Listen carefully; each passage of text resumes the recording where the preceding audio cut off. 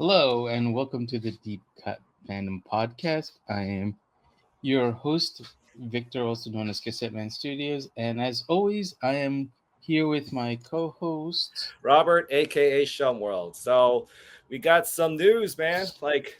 Yeah, we have a new recording studio, which Yep, is pretty new cool, system. and hopefully everyone saw. Well, everyone has already seen our tasty intro that we normally have, but now I don't have to edit it into the video at after we finish recording. It automatically Right. plays now.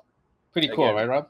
right. Again, this is still new to us, like growing pains and all that stuff. So Right. just Yeah. gonna take some time to adjust to this new system and everything. But I'm loving the new background setting. Yeah.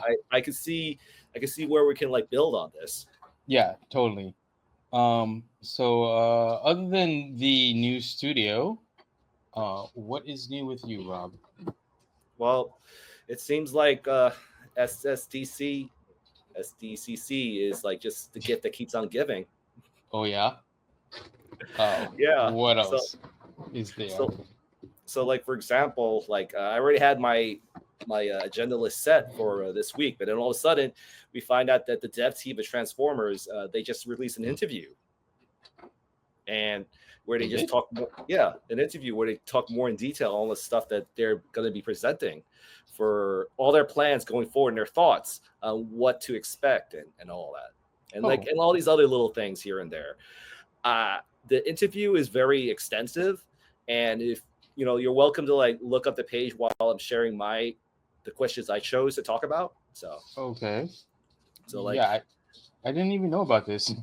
yeah, like I wrote it on the agenda list. Maybe yeah, it is like all the way in the bottom. It says dev team interview. But Okay, can we just like I don't want to do this really on while recording, but you can dude, pause it if you like. they're not called dev teams. Like, because when you say dev team, like I'm thinking like it's a video game. Right. Yeah, that's just a word I use. I know. It's confusing because I'm like, because I see it, I saw it, and I'm like, oh, okay, it's about a video game. Gotcha. All right. So I'll make a note that you don't register the word dev team as the development team. So what's a term that you feel more comfortable with going forward? I don't know, but we'll figure it out later, or I'll just adjust. Gotcha. Either All way. right. So the thing is, I'll just give me a second to like look up the questions I've chosen, and while I'm doing that, I also chose some screen captures. So just give me a second to get used to this new system. Well, in the meanwhile, while you're doing that, yes, I got some mail today. Cool. Hangman and Orko Cartoon Collection. Nice. Yeah. That reminds me. Now that you have those guys out, is it possible I can have one of the comic books, because I didn't buy any of that wave's figures. Yeah, well, this wave is Orko, Grizzlord, and Fangman. And remember, I we did it in the previous episode. I did it in a previous episode. I bought 2 Orkos. Nice. So yeah, definitely. And I think you already asked me, to be honest. Yes, I did. So I'm just you're just confirming. It's fine. Yes, it's confirming. Fine. So, all right. So give me a second. I just have the pictures ready. Is it available? Do you see it on your end?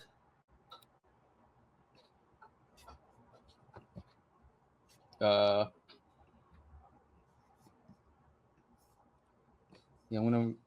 I don't. Is that what you wanted to share? No, you didn't want to share. Wait. I think you were sharing the wrong thing. I'll just edit this part out.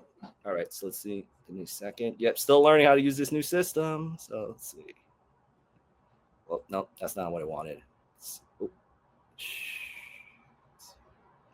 Share. Okay. Did I go through? No, that's not what I want. No, that's not what you want. Okay, how about that? Do you see that? It's a picture of I'm still seeing StreamYard. Okay.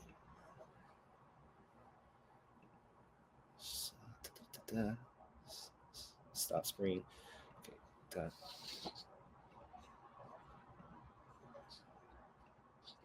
Okay, there.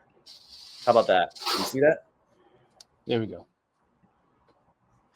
So yeah, like the like Nate.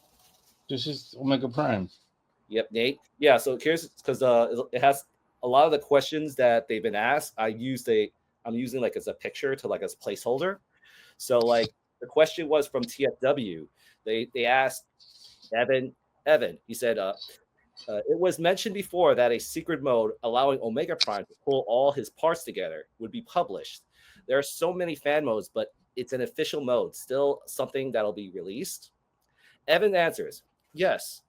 Uh, and that falls on me. That was just me being too busy to update, and I will definitely get on that. I will say that the fans have figured it out.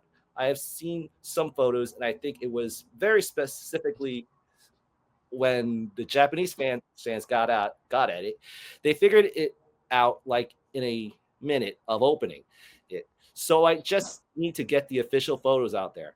I will do that. Not within the first week. We're back because we're very busy when we get back. But eventually, yes, I will get that official photos out there. So there you have it. Like there's actually there's a secret mode. Yeah, I didn't even know about that. Also, I didn't even know this interview was out, but this was out like on Friday. Yeah, exactly. So this was all the questions. I thought that was kind of cool because that was one of the things that kind of held me back from not owning the figure. I mean, I still wasn't going to own it, even if he did have that mode. But yeah, that was just something that they never promoted, and I wish they did. And now I found out that it was planned, but they just never. They wanted to keep it as like a little surprise and stuff. So yeah, and this is not the official mode that's on the picture right there. That was just one of the earliest pictures I could get my hands on that gives an example of what the secret mode could be. So okay. I mean, I have no idea. I'm just gonna sit back and wait. yes. I mean, honestly, I haven't even opened mine up yet. Oh boy, I need to. I should because yes. I know there's issues with it. Mm-hmm. But yeah, I haven't opened mine yet. Well, just gonna throw it out there. I would encourage you to check it out now. No, I know yours is broken because one of the other questions was that they mentioned was that is that how do they resolve the issues? And they said that there is a what do you call it, like a customer service that you can call to get replacement parts, but there is a time limit on when the service will be available. So yeah. So that's just something I wanted to throw out there. I thought it was kind of cool that there is that extra modes, which is something. It's a fan mode and it's.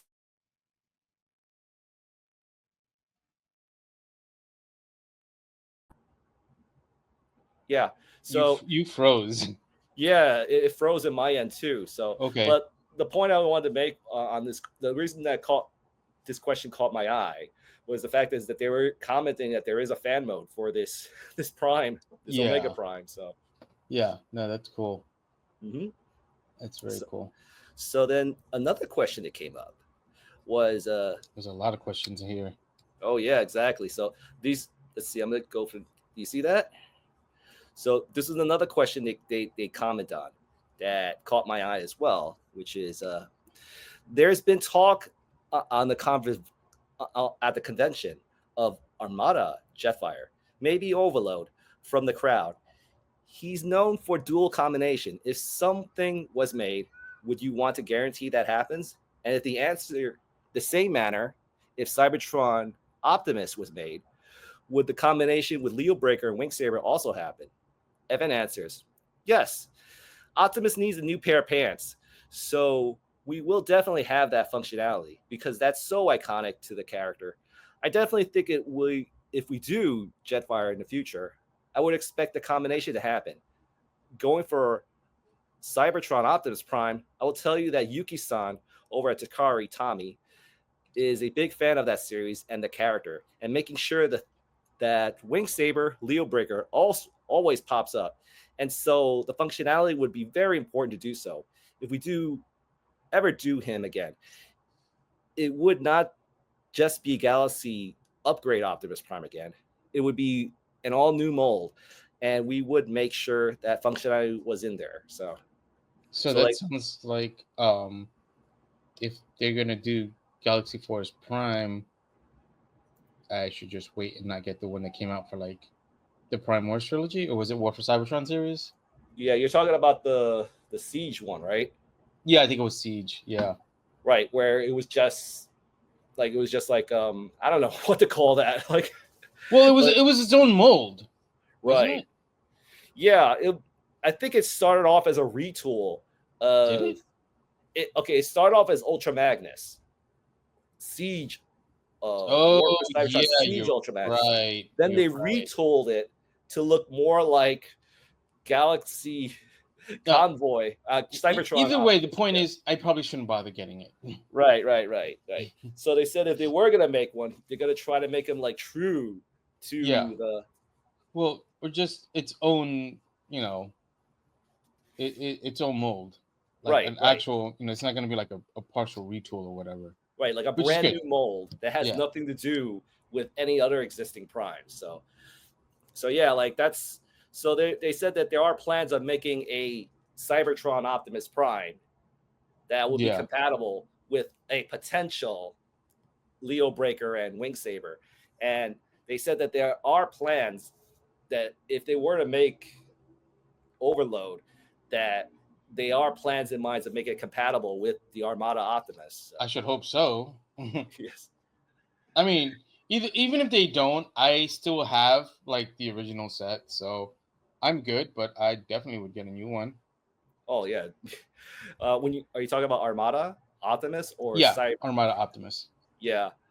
Well, for me, I keep saying it several times over. I'm hoping we get a Final Battle Optimus Prime colors and maybe our Jetfire.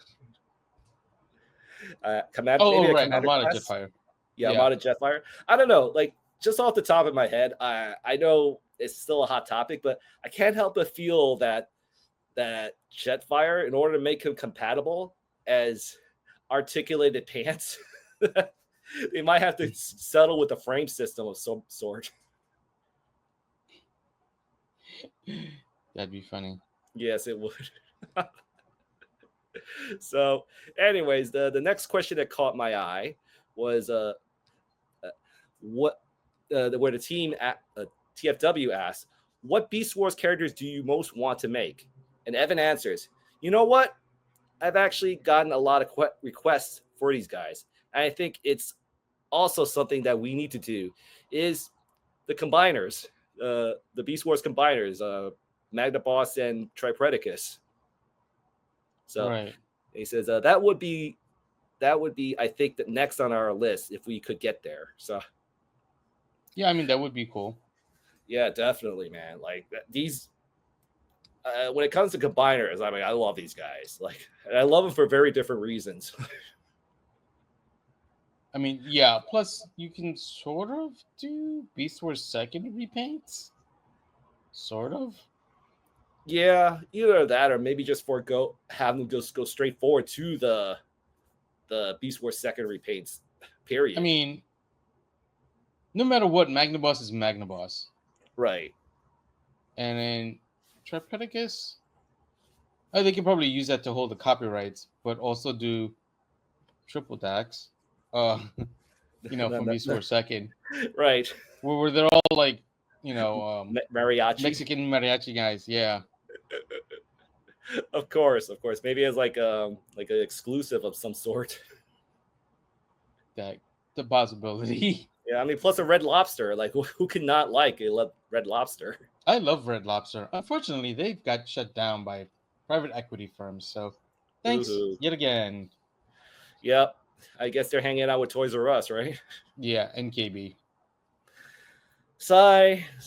But anyways, yeah, the thought of having a new Magnaboss would be awesome. I've been wanting one for a while. Really? You don't have one, or did you sell it? Well, okay, let me rephrase that. I've been wanting a updated Magnaboss. Okay. Because I used to have one, but he fell apart. So, gold plastic syndrome and all. Oh, it's with Silverbolt?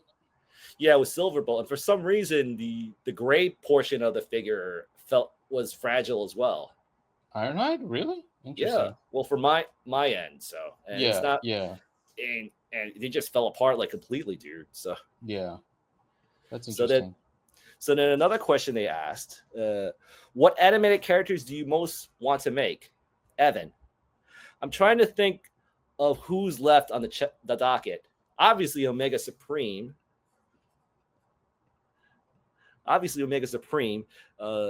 Is the big one that everybody asks us about, and I definitely think he's needed to kind of end the collection for Transformers animated. Yeah, I'd probably go with Omega Supreme. Yeah, I would totally be down for that. Yeah, I'm surprised we haven't gotten to him yet. I mean, he's, actually, yeah, because they could have done him as the last Titan. Then again, there's also like the Earthspark Titan, Teratoma, Terra something. Yeah, But sorry. yeah, she was another city former. Yeah, sorry, dude. This character you're talking about is flying over my head. But No, I know, because I know you didn't watch Earthspark, and it's not a jab or anything. I'm just saying I know for a fact that you didn't. And like I yes, I just like recently watched the last season, so it's kind of gotcha. fresh in my head, but not like all the names. Yeah, but Omega Supreme, that's a dude I've been wanting to see for a long time. I mean, even before Yeah. the concept of Titan classes was available. So Honestly, I wouldn't be surprised if that's like on the short list of potential Titans to do in the future. yeah, and the thing is, like, if you think about it, if he, let's just hypothetically say, if he were to be made, the Mm-hmm. the potential for repaints is already baked in. I mean, he could become Lugnut, Lugnut Supreme. I don't know about that. We really got a pretty good look that. Of course, but it's just the point I'm making is that they can make it if they want to make twofers out of these Titan classes. Who Yeah, better to make a twofer out of? So you did that recolor, didn't you? no, I didn't. Oh, I really? Okay. I actually found like when I came to these screen captures, I was just googling and I just for some reason they just popped up and I was like, oh, that makes perfect sense. Yeah. Since they both have. Yeah. Okay. Yeah, because that was the other question they asked was if they could make Lugnut Supreme, and Evan answered that would be that'd be a fun redeco, and the thought of making not just Lugnut swappable head, but like maybe a swappable Megatron and Starscream head. Oh God. Yep. So the other question he asked was just to be clear.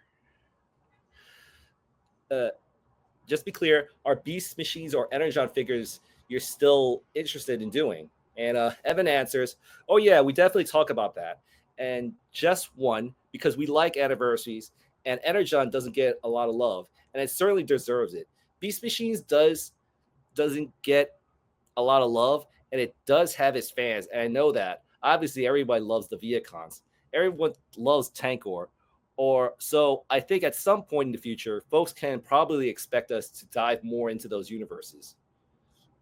So, Yeah, that'd be nice because we actually most of those triggers we really need versions of most of those guys. right. I mean, not to knock on any previous version of like Tankor. I mean, because Tankor was really good, but like we haven't gotten a Jetstorm or Thrust or Right. any other like Maximal other than Cheetor.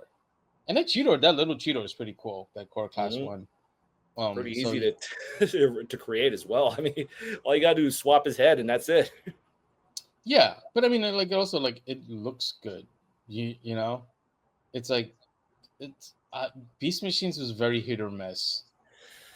Yeah, here's just my overall experience when Beast Wars came out. Was I felt the Viacons were You mean very solid. okay? You mean Beast Machines, but Beast yeah, you Machines. said Yeah, Wars. yeah. But anyways, Yeah. when it came to the Beast Machines era, that with the Viacons, I think the toys came out were very solid figures. It's just the only problem is the fiction didn't match the likeness, Right. and it kind of created a bit of divide of people who wanted them to look like the way they look in the show, but when they see the toys, they don't appreciate it because they don't look like anything that they I see in the mean, show. So the problem is like I said, like it was very hit or miss. Like Silverbolt was okay. Like he's like the most middle of the road. Like he looks pretty good, but his colors didn't match. Uh, Rat Trap was like a mega, if I remember correctly, but he's Yes. obviously smaller than everyone else. Right. Black Arachnia was also kind of like down the middle, where like she looked kind of good. She looked a Right. lot like the show. She wasn't 100% like the show, but it was a good, it was good enough where it's like, yeah, okay, this can pass. Yeah, that's my problem when it came to Beast Machines, is that the Maximals, I don't feel they were very toyetic, but the Viacons were. Well, And yeah, I mean, it's because it's the way they transformed. Like they had that second Optimus was way better than the first one. The first one was crap. Like, I don't know what the hell they were thinking. Yeah. We're back. Yeah. Yeah, but I get what you're saying. I mean, if you want to call that transformation, Which one? The first or the second Primal? You're talking about the Maximals, right? Yeah, Optimus Primal. Like the second one was way better, the Mega. Oh, the yeah. Deluxe, that was the first one, was like utter crap. The funny thing is, I thought it was a solid toy. It's just, again, the fiction. The first one or the second one? The first one. I actually like the first one. It's just, I just don't like it as Optimus. Yeah, that's Optimus fair. Primal, that's fair. So. Yeah. Because it looked like nothing like the show. It was like clear blue and gold, and like Primal was nothing like that on the show. Right. But that was. Go ahead. I mean, I feel that was the bit of the divide. It's like, it's kind of like a situation where the toys are solid, but it's just the fiction, like it created a bit of a divide, in my opinion. It's like because like I really love the designs, especially the Viacons. Yeah. But it's just when you look at it in the show, the designs don't match and all that. So yeah, I don't know. I get, what it is. This is why I feel. That's why I always call Beast Machines very polarizing. Because like there's so many absolutely conflicting opinions and stuff. So I mean, even in terms of story, it's very polarizing. It's some people like it, some people don't. I'm kind of like down the middle of that, because like it was a good story, but like I feel like certain characterizations, like Rat Trap, was just not well done. Like I don't feel like Rat Trap would have been the way he was in that show. Right. Yeah, it's just like it's just the writing team want to put their own stamp of creating a good story, and they had an idea for a character, but it's just they didn't know who to have that character story with, so they just gave it to Rat Trap. Well, I mean, I've also heard people complain about Rhinox / Tankor. Right. I'm in the vein that he was mind controlled, or. Yeah, I get what you're saying.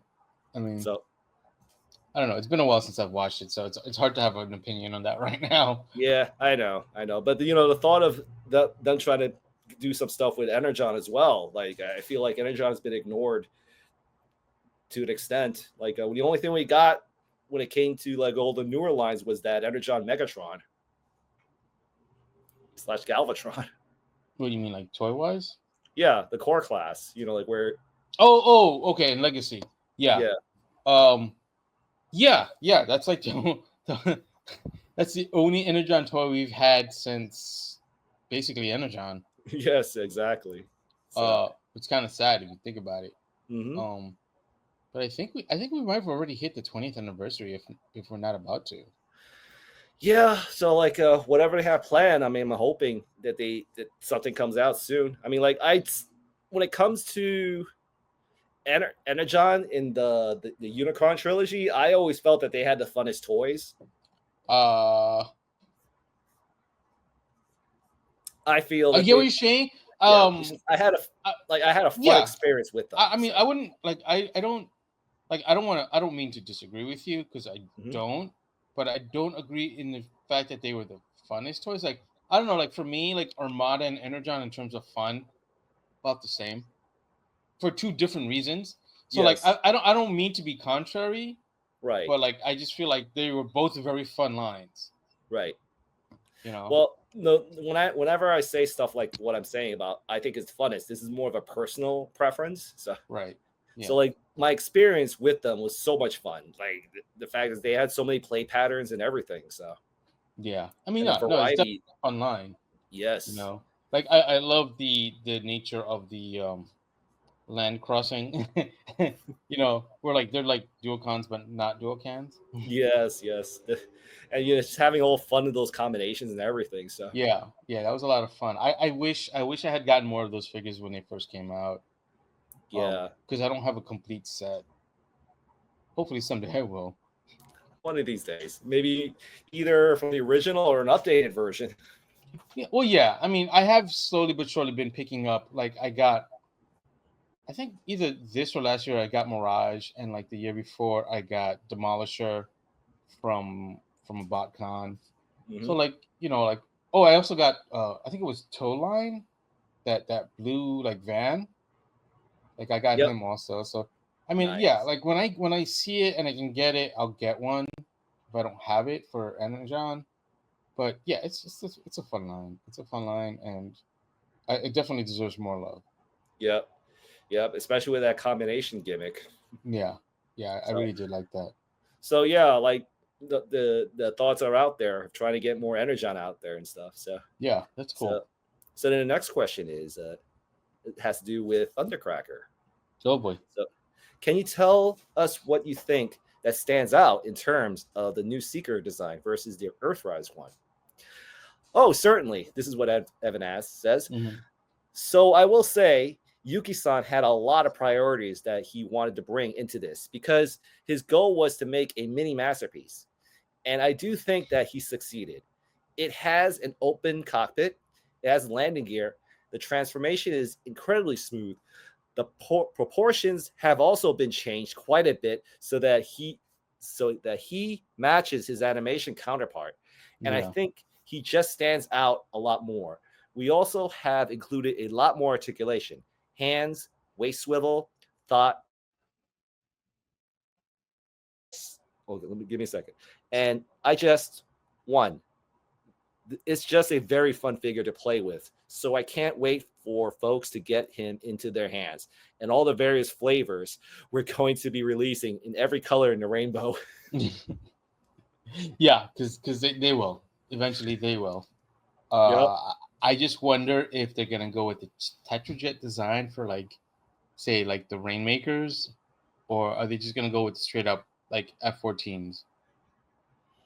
Well, chances are we'll probably get the big three.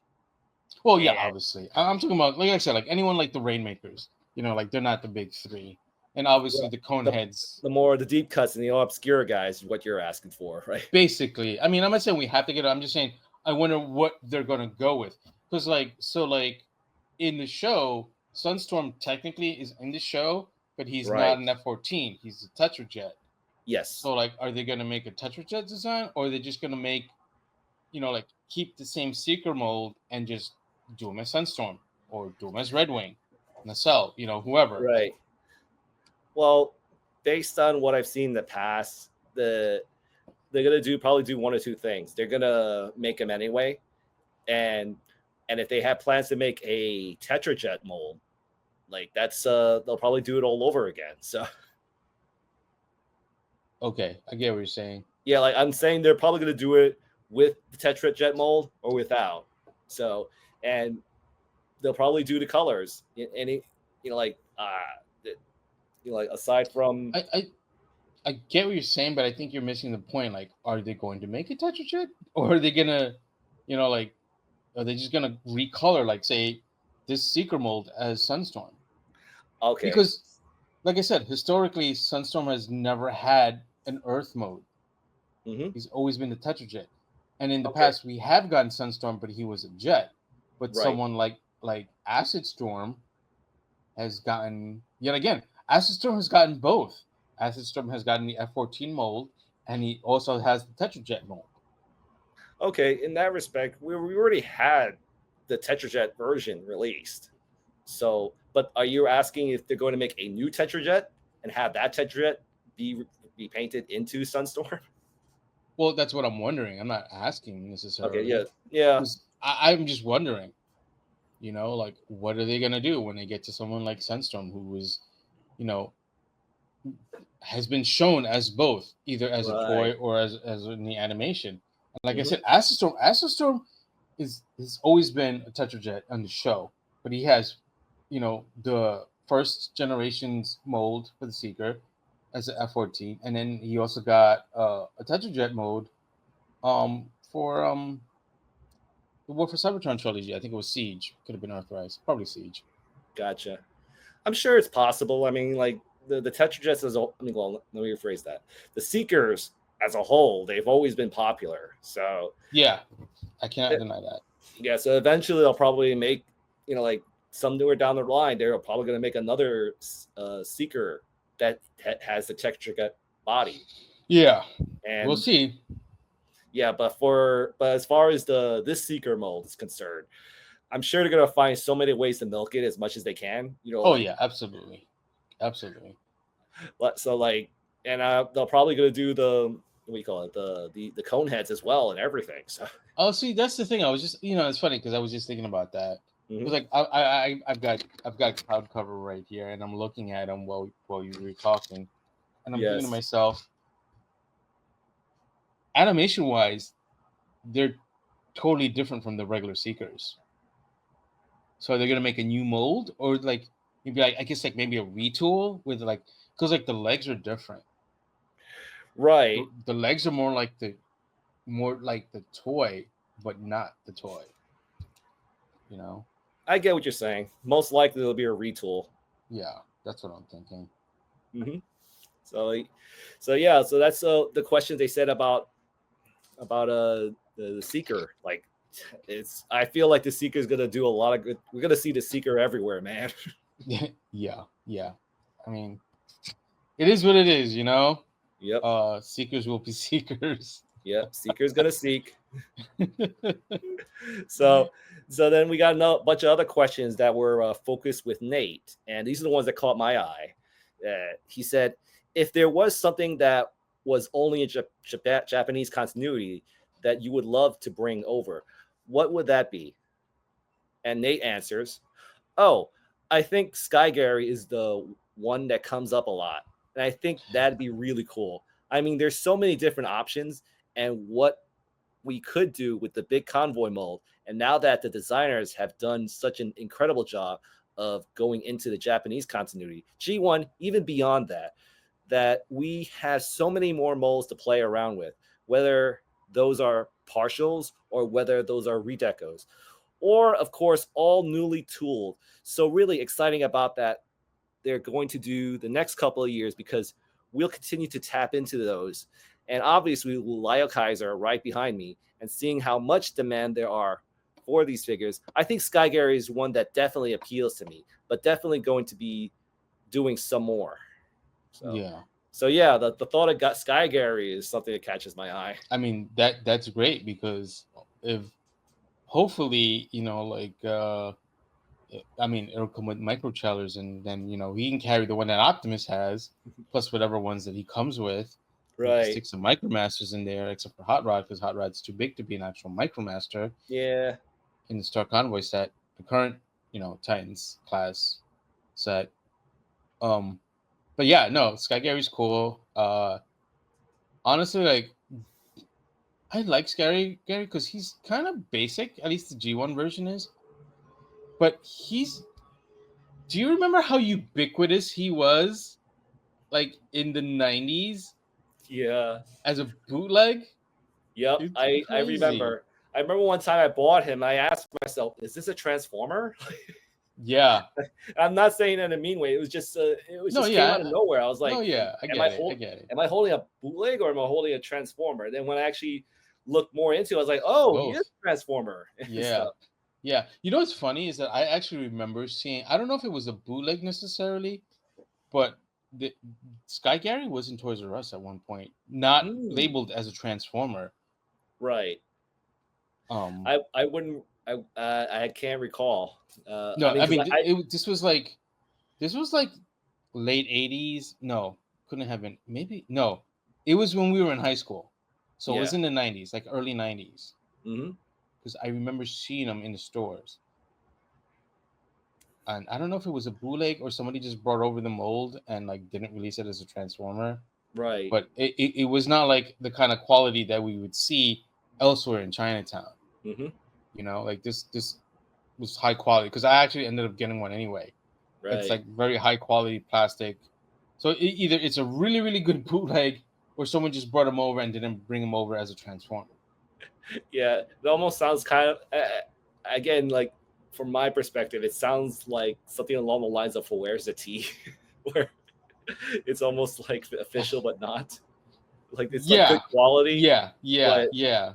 But then there's that element of not being official, kind of. Yeah, exactly. Yeah, I get what you're saying. Right. Yeah, it's kind of like that.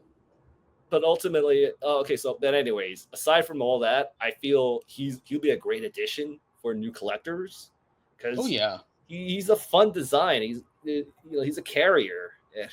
Yeah, I mean, it'd be really cool too because like he's pretty much a brick. Right. Sky Gary's a brick. So like, I mean, obviously, all they have to do is give him added articulation, and then just make sure that he locks in place to carry the micro trailers. Right. And plus he has a very simple tower mode. Yeah. That can, like you don't have to like try extra to make it look cool. It's basically his ship mold on the back. Yep, like, doing handstand of sorts. Basically, yeah. But yeah, I think he'd be a great addition.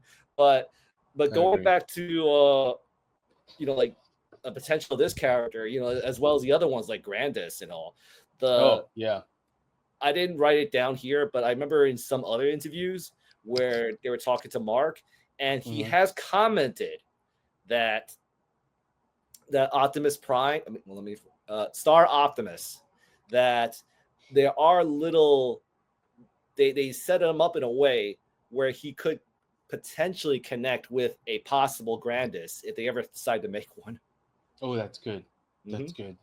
So I think that's something that I think is something to be mindful of when it comes to these newer characters. I mean, the characters are based on older designs that they have kept in mind that they're planning for the future with these characters. So yeah, I mean, I feel like they kind of have to, like, even if it doesn't get done, like if they do get it done, like they should have sort of like it's kind of like leaving the back door open, so to say, so to speak. You know what I mean? Right. Or like if they could do it, they'll do it, and then boom, like they don't have to like do anything extra or make like a new, say, Sky Gary or whatever, or like if they have to like Star make Convoy. a new Star Convoy just to have them set up for a potential Grandis, etc. Right. So, but man, the thought of making Grandis is still something I hope we see in our lifetime. No, dude, like I would love to get a Grandis. Because at this point, like it'd be cheaper, I think, just to get a new one if they make a new one than to actually buy one. Exactly. Like in a G1 version. I mean, it would be nice to have a G1 version, but they're not that cheap, and also they're not. I don't think they're extremely hard to get, but they're not easy to get. Yeah, but it feels kind of. I mean, from my perspective, it sounds kind of sad to get him and spend all that money to get him because he's like this. He's pretty much a brick, kind of like Sky Gary, but Sky Gary's got a little bit more articulation to him. Right, like he can actually do curls. Exactly. Because I think Grandis, I never owned him. I've never seen a review for him, but just based on what I'm seeing, all he could do is this. Yeah. Yeah, at least with Sky Gary, he's got like elbows that go out to the sides. Yep. And shoulders. So he's kind of like. Plus, he has an actual transformation. Yeah. Grandis just lays on his back. Yeah, he's like, sad, but it's like. I heard it's a really cool MicroMaster base though. So it's like I'll just use this as an example. Like this, like he's like, this is how he's in robot mode. This is how he is in vehicle mode. Yeah. Exactly. Pretty much, man. So, but anyways, here's one of the other questions that caught my eye, which is I'll just put it right here. One of the things that's been showcased here is the Hearts of Steel series. Do you think like Shockwave or Soundwave or any other might appear? And Nate answers, yeah, so Shockwave. Obviously, a Shockwave Steamboat would be incredible. There's a lot of love for those comics.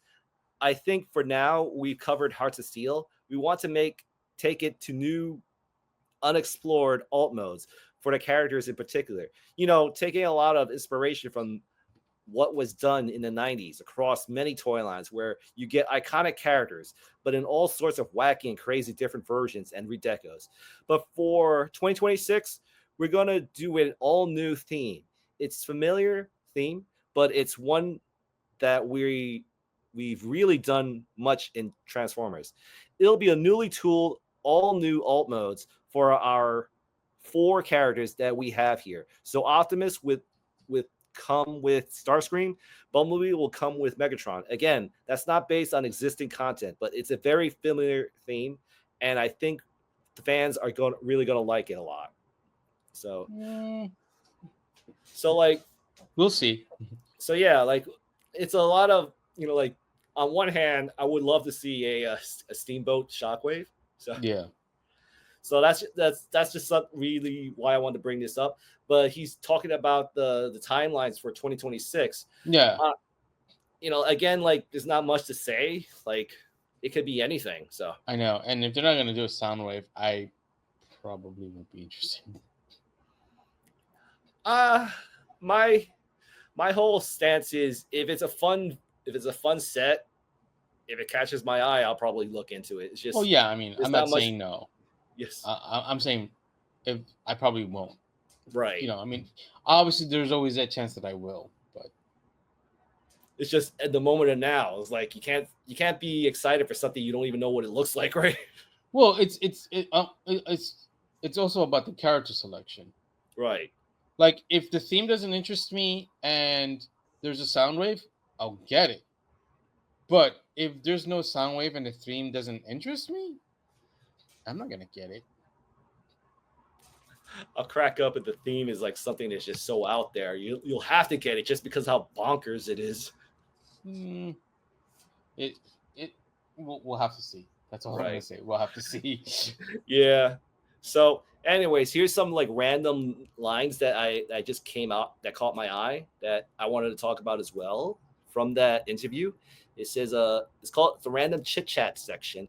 So, like, the one that made me go, okay, that'd be kind of cool, is they had a comment about Sixshot, which was no mention of size class, but Evan did say Sixshot and subsequently Grayshot could use an update. So he's not wrong. Yeah, he's not wrong. Yeah, I really do love my Titans Return Sixshot, but I wouldn't mind getting a new one.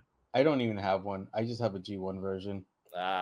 So, well, as the one thing I'll say about the Titans Return, he's basically G1, but with our articulation. No, obviously. Yeah. So, but yeah, like, I wouldn't mind getting a new one of these guys. Sixshot, he's always been a fan favorite. So yeah. I just, it bothers me that they repainted him into Quick Switch.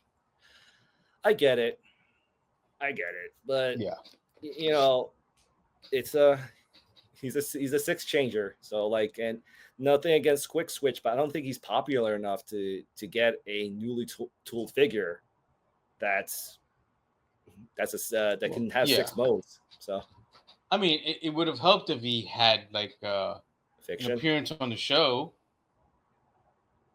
right? As opposed to just a commercial where you see him for like 5 seconds at most. Yeah, and plus he has very garish colors to begin with. Yeah, a little bit. Yeah. But it is what it is. Hopefully we'll get a new Sixshot and then Grayshot. Right, exactly. So the next comment that caught my eye was on Landcross and Road Caeser. And this is where it's going to be a little heartbreaking. They said Landcross and Road Caeser sound unlikely to be happening anytime soon. So weep. I mean, I don't know. If they do Energon, they could do freaking Landcross. Yeah, I think we've had several episodes where I commented on the potential of making, if they were to make, let me see, the power links function for the Autobots, they could transition that over to Landcross team. Yeah, absolutely. And as for Road Caesar, I don't know. I think we commented about that as well, that they could just, make twofers out of these characters with other characters, with other popular ones. So, I mean, because there's a part of me, I don't want to say HasLab, because, if I say HasLab, that means, because if I say HasLab, that means it's going to be harder for me to get. So honestly, Road Caesar, price point wise, I don't think you should be more than what is it, Commander Class? No, Commander Class, is that $90? Yeah, $90. Yeah, it shouldn't be more than that. Right. And that's not going to merit a HasLab, in my opinion. Mm-hmm. Yeah, either that, or if core class was still a thing, they could have. I think they could have made a decent core class, maybe just for the legs alone to be core class. On Landcross? Not on Landcross. I'm talking about. Okay. For Road Caesar, Road sorry, Caesar. I meant for Road Caesar.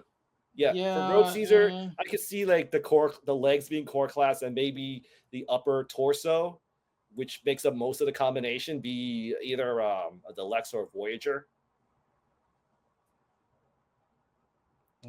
I'm just being a little more simplistic, but it's just I know. I don't think it would look good though. I think he'll size well with the Dino King. No, see, that's why I think that Road Caesar, if you make him all deluxes and you give him some extras, and that's why he'd be like a Commander Class. Right. Oh, as a full set? Yeah, as a full set. Commander Class.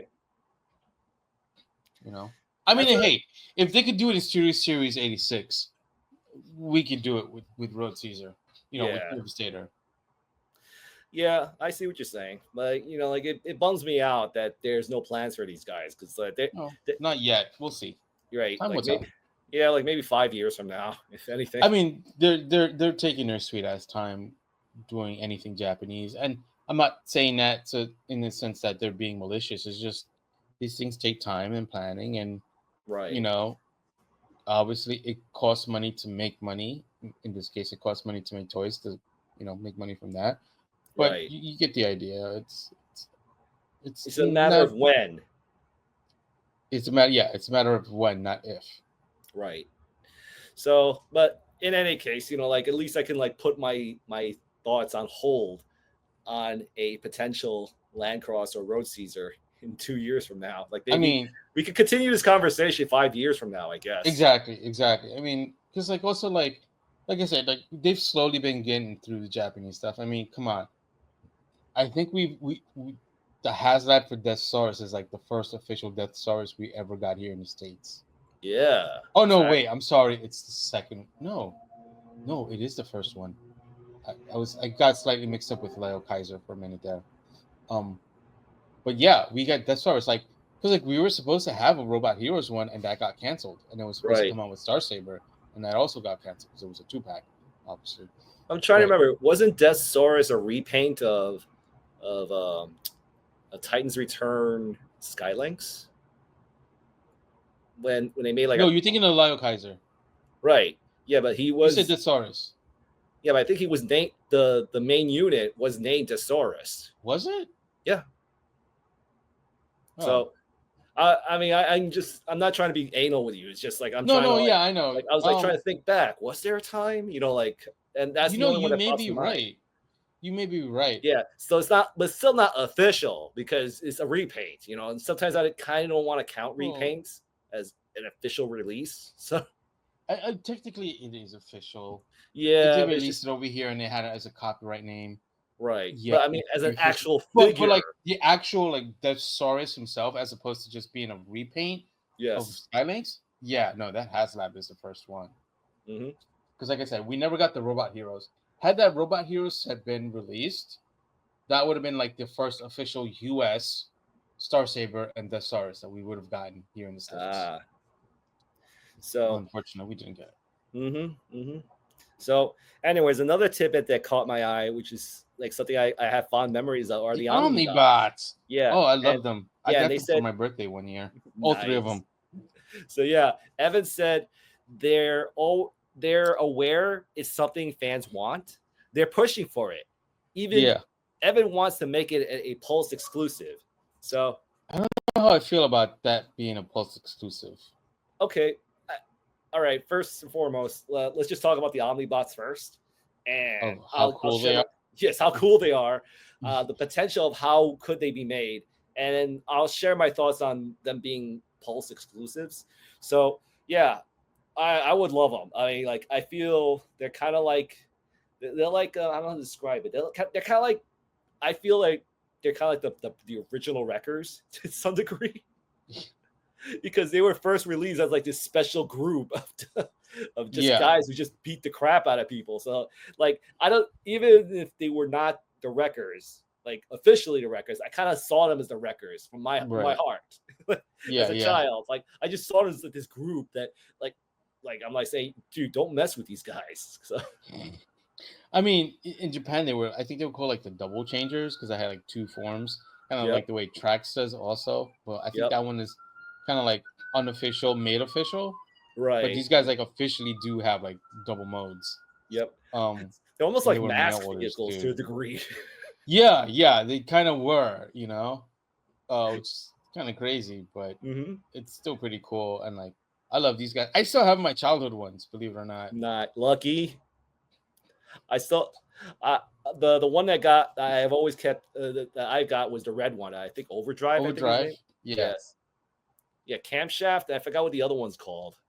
Camshaft, Overdrive. I think the white one is Camshaft, right? Or is it the gray one? I don't remember.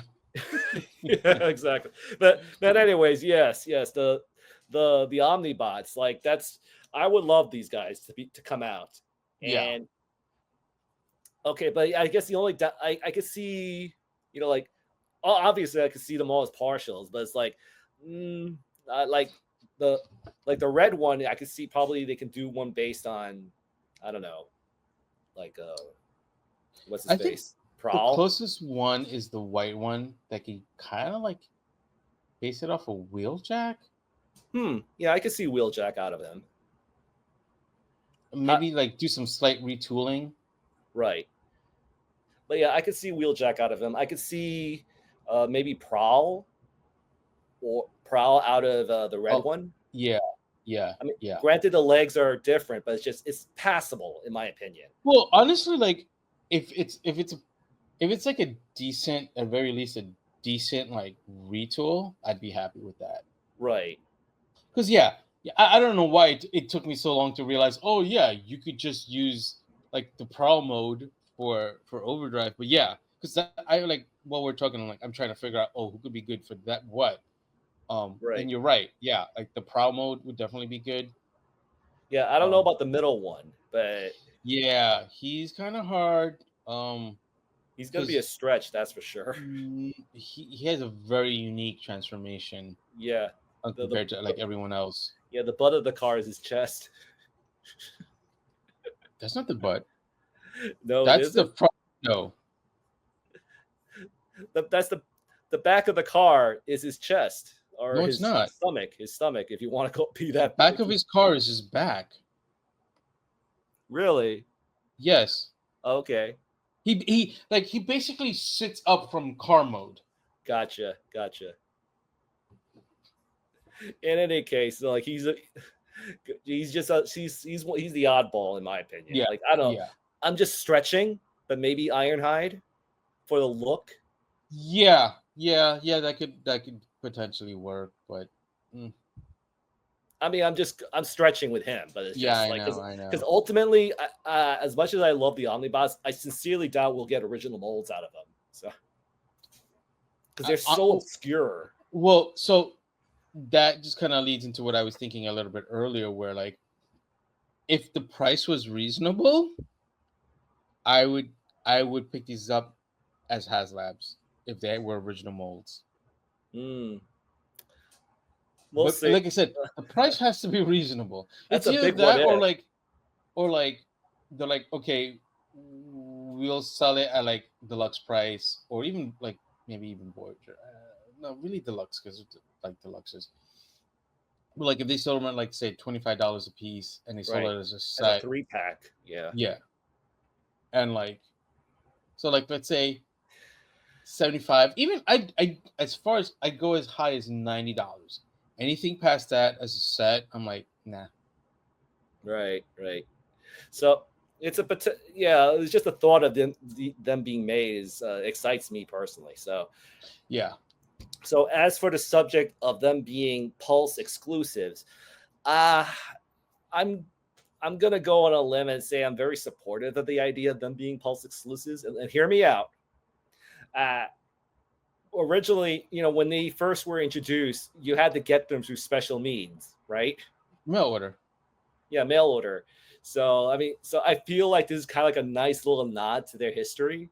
So, Well, granted, don't forget you needed to send in robot points too, but yeah, that's besides the point. I get right. what you're saying. I get what you're But saying. the point I'm trying to make is that you have to get them through special means, Yeah. and since we're kind of in this day and age where everything is online or etc. and stuff, so like the concept of getting them in one specific place kind of makes me think back to the experience I had to try to get them when we were kids. So Yeah. again, Buy that's more just Transformers so me. you can get Transformers. Exactly. Oh, maybe they could do something like that. Well, yeah, I was just about to say, you know what?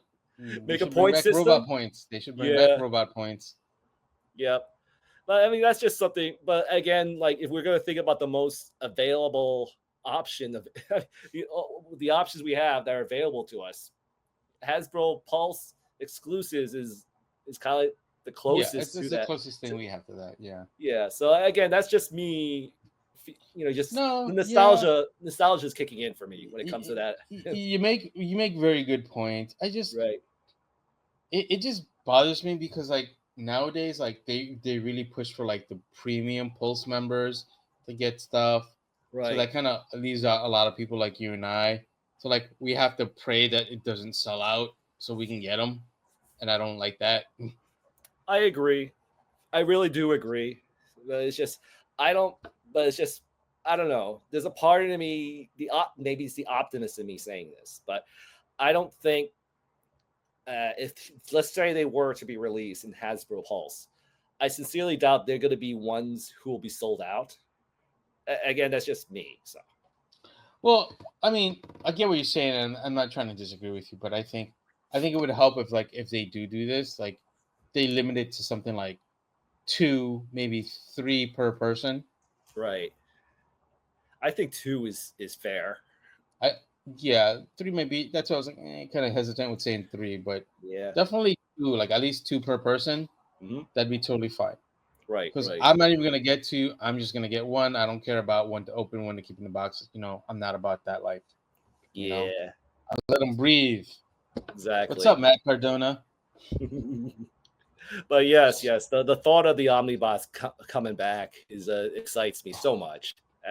Like I have such fond memories. Granted, I only owned one, but man, it's just like when it came to being a toy collector when you're a kid, I feel like it was just the funnest moments. Like the simplest things, it just sparked so much imagination. So like, because I remember looking at all these like when we saw all like these little extra things you get when you buy a Transformer toy, like all these pictures and pamphlets and stuff, Yeah. and they show like these things about like who are these guys, and like for some reason it's just I just couldn't like my mind just kept gravitating around these dudes and stuff. So Yeah. Yeah. I mean, dude, like, dude, I would check the mail every day, yeah, for those guys to come in. 'Cause right, I had ordered them. I had like Thundercracker and Sunstreaker and the yep, stars, like that whole stars, like little playset thing, the yep, cardboard playset. Like, that was a good birthday year. yeah. I remember like I was looking into these guys. I was like begging my mom, asking her, "How do we get these guys? How do we get these guys?" And all my family members had to like read instructions and trying to figure out how to do it. And then once we figured it out, I was like, "I want that duck guy, the one who could Yeah. fly and stuff." So Yeah. So, but going back to the design portion of these guys, like if they were to be made, I don't know if I think I don't know. I'm torn by this thought that if they were to be partial, would you be okay if they didn't add those extra modes?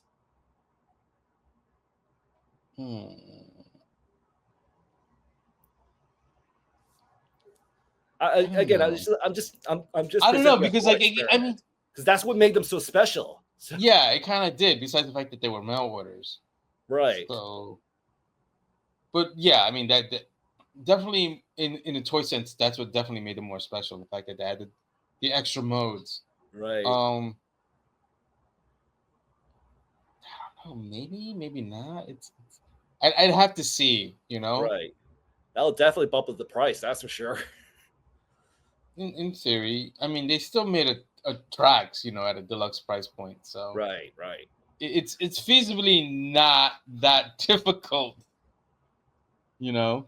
Of course. But it's just, Especially with like Overdrive, dude. Overdrive just had wings that pop out. Like he's essentially Drax true. But as a Ferrari. Yeah, but his fender actually had these little two guns that popped out. Well, so. yeah, that's true. He did that too. But I mean, that's what an extra piece that they have to put into the mold. Right. Yeah. Again, I'm just thinking like on the we're just speculating. So no, I know. But but things like this is where I have so much fun. Just the thought of these guys coming out just excites me. Yeah. So.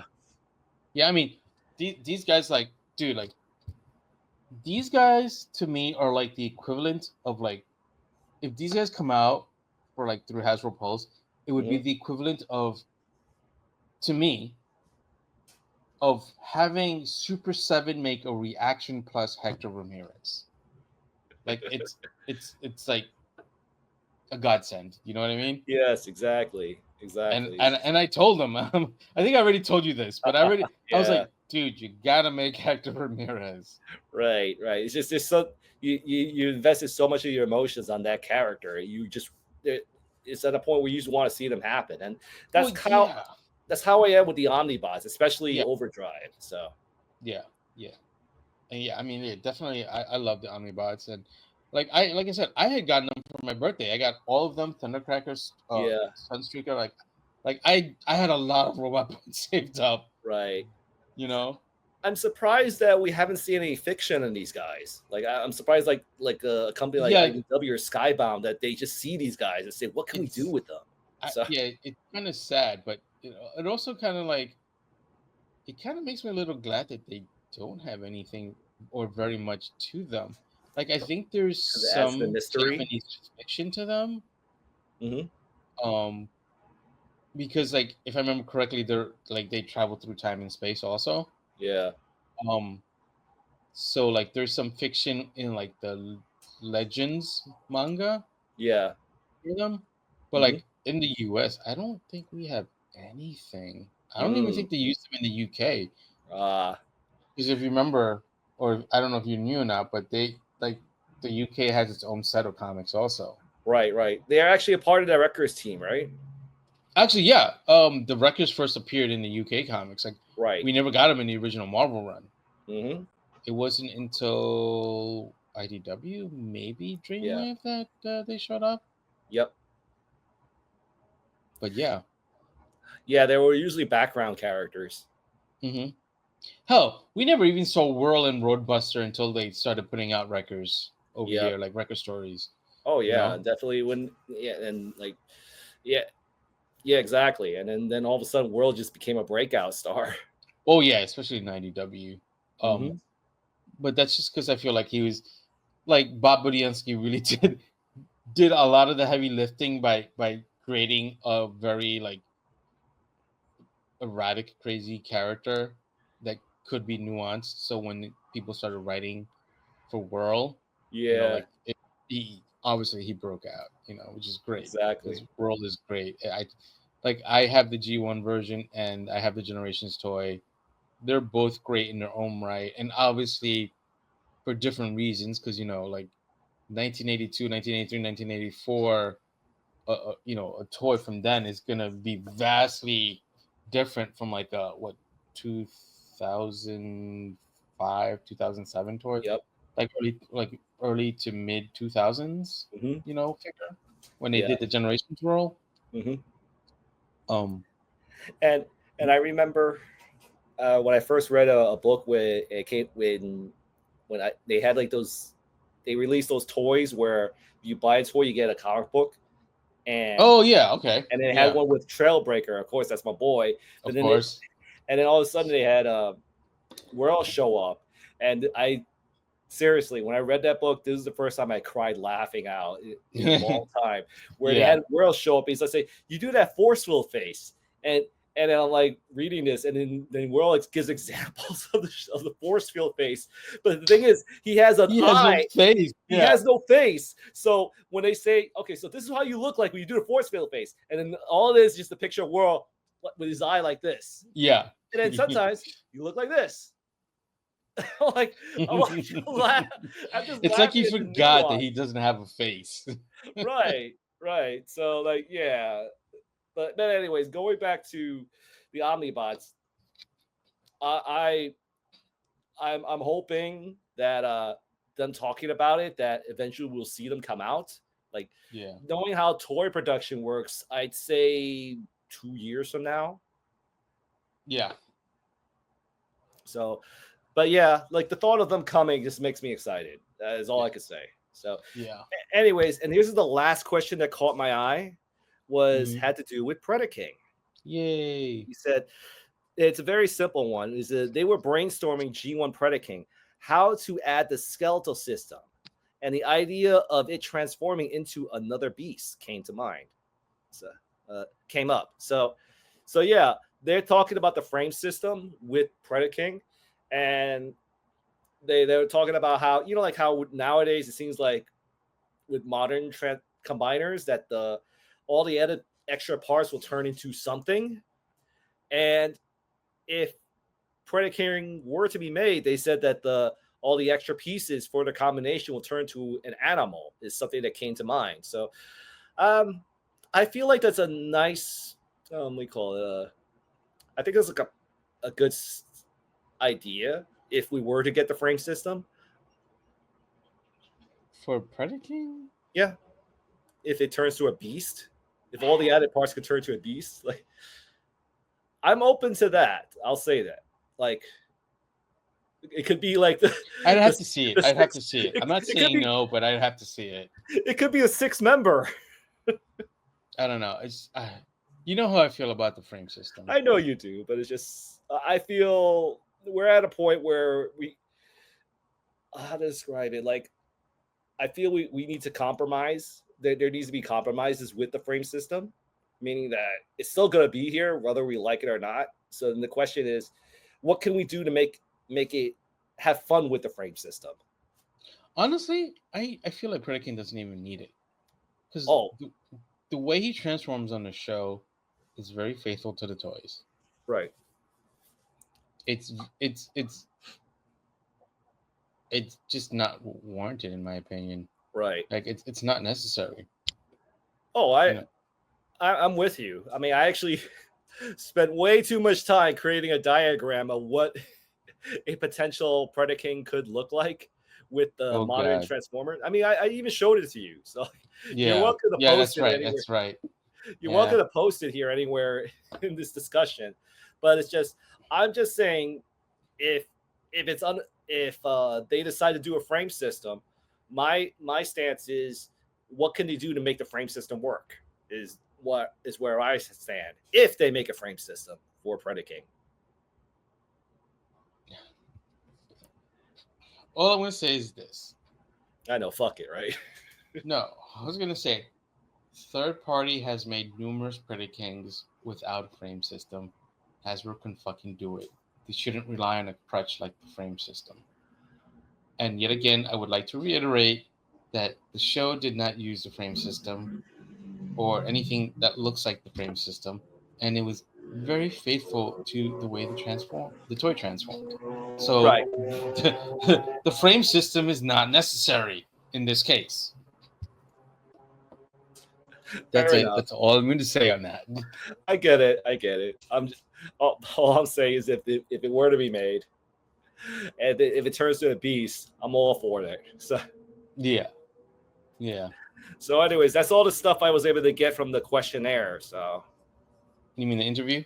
yeah, the interview. My mistake. Yeah, interview between Yeah. Nate, Evan, and Mark. Yeah, but mostly, but Evan and Nate were the ones who mostly answered in it. So Yeah. So anyways, you want to take a break and then we come back? So yeah, let's take a break and then we'll finish up the rest of the San Diego Comic-Con coverage. Yes. Oh boy. So this is the part we go blink. Yeah, we're gonna take a break. And we'll see you guys in a bit after the break, and hopefully I'll find something really cool to put up in between. Yeah. Later. Skeletor! With He-Man gone, the magic of Orko will be mine. Prince Adam, we gotta get out of here now! Skeletor, Orko, Prince Adam, and He-Man figures each sold separately. Help! Help, Prince Adam! Looks like a job for He-Man. Tricks on you, bone face! Yarg! Prince Adam and Orko with Coin Trick, new from the Masters of the Universe collection, each sold separately. Other action figures also sold separately from Mattel. Hello and welcome back to the Deep Cut Fandom podcast. I hope you enjoyed whatever I decided to put on the break. Yes. And now that we're back, I actually took a moment to open up my cartoon collection Orko, which came in the mail today, along with Bang Man. And he's kind of cool. It's kind of cool, and he comes with parts for his uncle Montork. Yes. So it's like you're getting two characters in one. Well, that's why I got two of them. So yeah, exactly. That way he could talk to his uncle without having to switch bodies. Yes. But it's cool because, like, as I was telling Rob over the break, because we do talk over the break sometimes. Mm-hmm. You know, like this I didn't realize that it's there's a huge Horde invasion storyline going on, and this is part 5. So now I feel incentivized to like backtrack and get some more cartoon collection figures. That's how they get you, dude. That is how they kind of get you sometimes, you know. Hey, hell, they got me for 2 Orkos. Yeah, pretty much. I gotta say though, the base on this Orko is like kind of mid. Mm-hmm. Like it's very basic, as you can tell. Like it doesn't have like the puffs or whatever, like like the first Origins one had, right? Or even the Masterverse one had that really nice, like it kind of almost like exploding sort of clear base. This is just kind of like very basic. Not that I'm complaining. It's functional. It works. You know, it's not like it's a piece of crap. It's just not as ornate. I think they just wanted to mirror the show that is very basic to begin with. Yeah. But no, but it's cool. I mean, like, dude, like this Orko is like, look at that. Mm-hmm. Like, if you didn't know better, right? He's like, what the hell is happening here? Kind of face. Yeah, what's going on here, guys? Yeah. Am I new co-host? Yep. Pretty much. the third host and stuff. That's right. Our third host, Orko, on the Deep Cut Fandom podcast. Yes. I'm glad he was made. Like, I think this is like his 4th edition.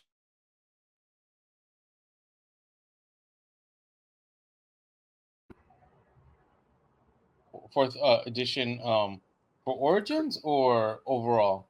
Overall, in the modern era. Like, try to think. They made Cartoon Collection, Origins. They did two versions, Revelations, right. And Revolution. That's 4. Right. And then I'm just talking about in the modern era, like meaning today. So we're not counting classics. Yeah, we're not counting classics, not counting 2000X. Okay. Yeah, for that. Vintage. Yeah. So I mean, I'm just talking about the new stuff. So yeah. So it's this, the Origins, like you said. Revolution is the one that came with Revelations is the one that came with Savage He-Man, and then Revolution is the one that came with Gwildor. Right. I suppose you can say 5 because there's also the Mondo one. Yeah, you kind of can. Yeah. If you want to only go just Mattel, it's 4. But either way, there's a bunch of Orkos out there now. Yeah. Surprisingly to say that, dude. Yeah, I know, right? It's crazy. Yeah, but when it comes to Orko, I guess we're missing the female Orko, right? And the kid, and his kid cousin or something like that, right? Yeah, I Doesn't he have, don't like, a remember smaller any of their version? names. Oh boy. Oh boy. But speaking of Orko and Masterverse. I mean, Masters Universe. exactly. Yeah, I sent you a share. Was it possible? Oh, okay. Sure. Yep. We can lead with you. Oh, wait. Yeah, there you Sorry, go. hold on. I accidentally closed it. There we go. Yeah. Yeah, this is what Cartoon Collection. Yep, going leading right into Cartoon Collection. Well, yeah, Cartoon Collection, but it seems like Cartoon Collection is going beyond Filmation and going to 2000X. Oh yeah, No? yeah. Sorry, I just had a brain fart there for a minute. Right. So yeah, that makes me wonder. You think they never show the packaging, so I can only assume that this is going to be Cartoon Collection continuing, and maybe we might change the packaging a bit, like make it less Filmation and more 2000X. Or right, because like this is like, you know, the Cartoon Collection with the 40th anniversary for She-Ra, and they kind of changed it up by putting Grayskull, but they have the red and the Hordak eyes, you know. Yes. So yeah, they'll probably change it up. They'll probably make Grayskull look like the 2000X Grayskull Castle. Oh yeah, dude. Which would be kind of cool, you know. Has Telling like me. longer fangs and whatnot. Right. Or sharper.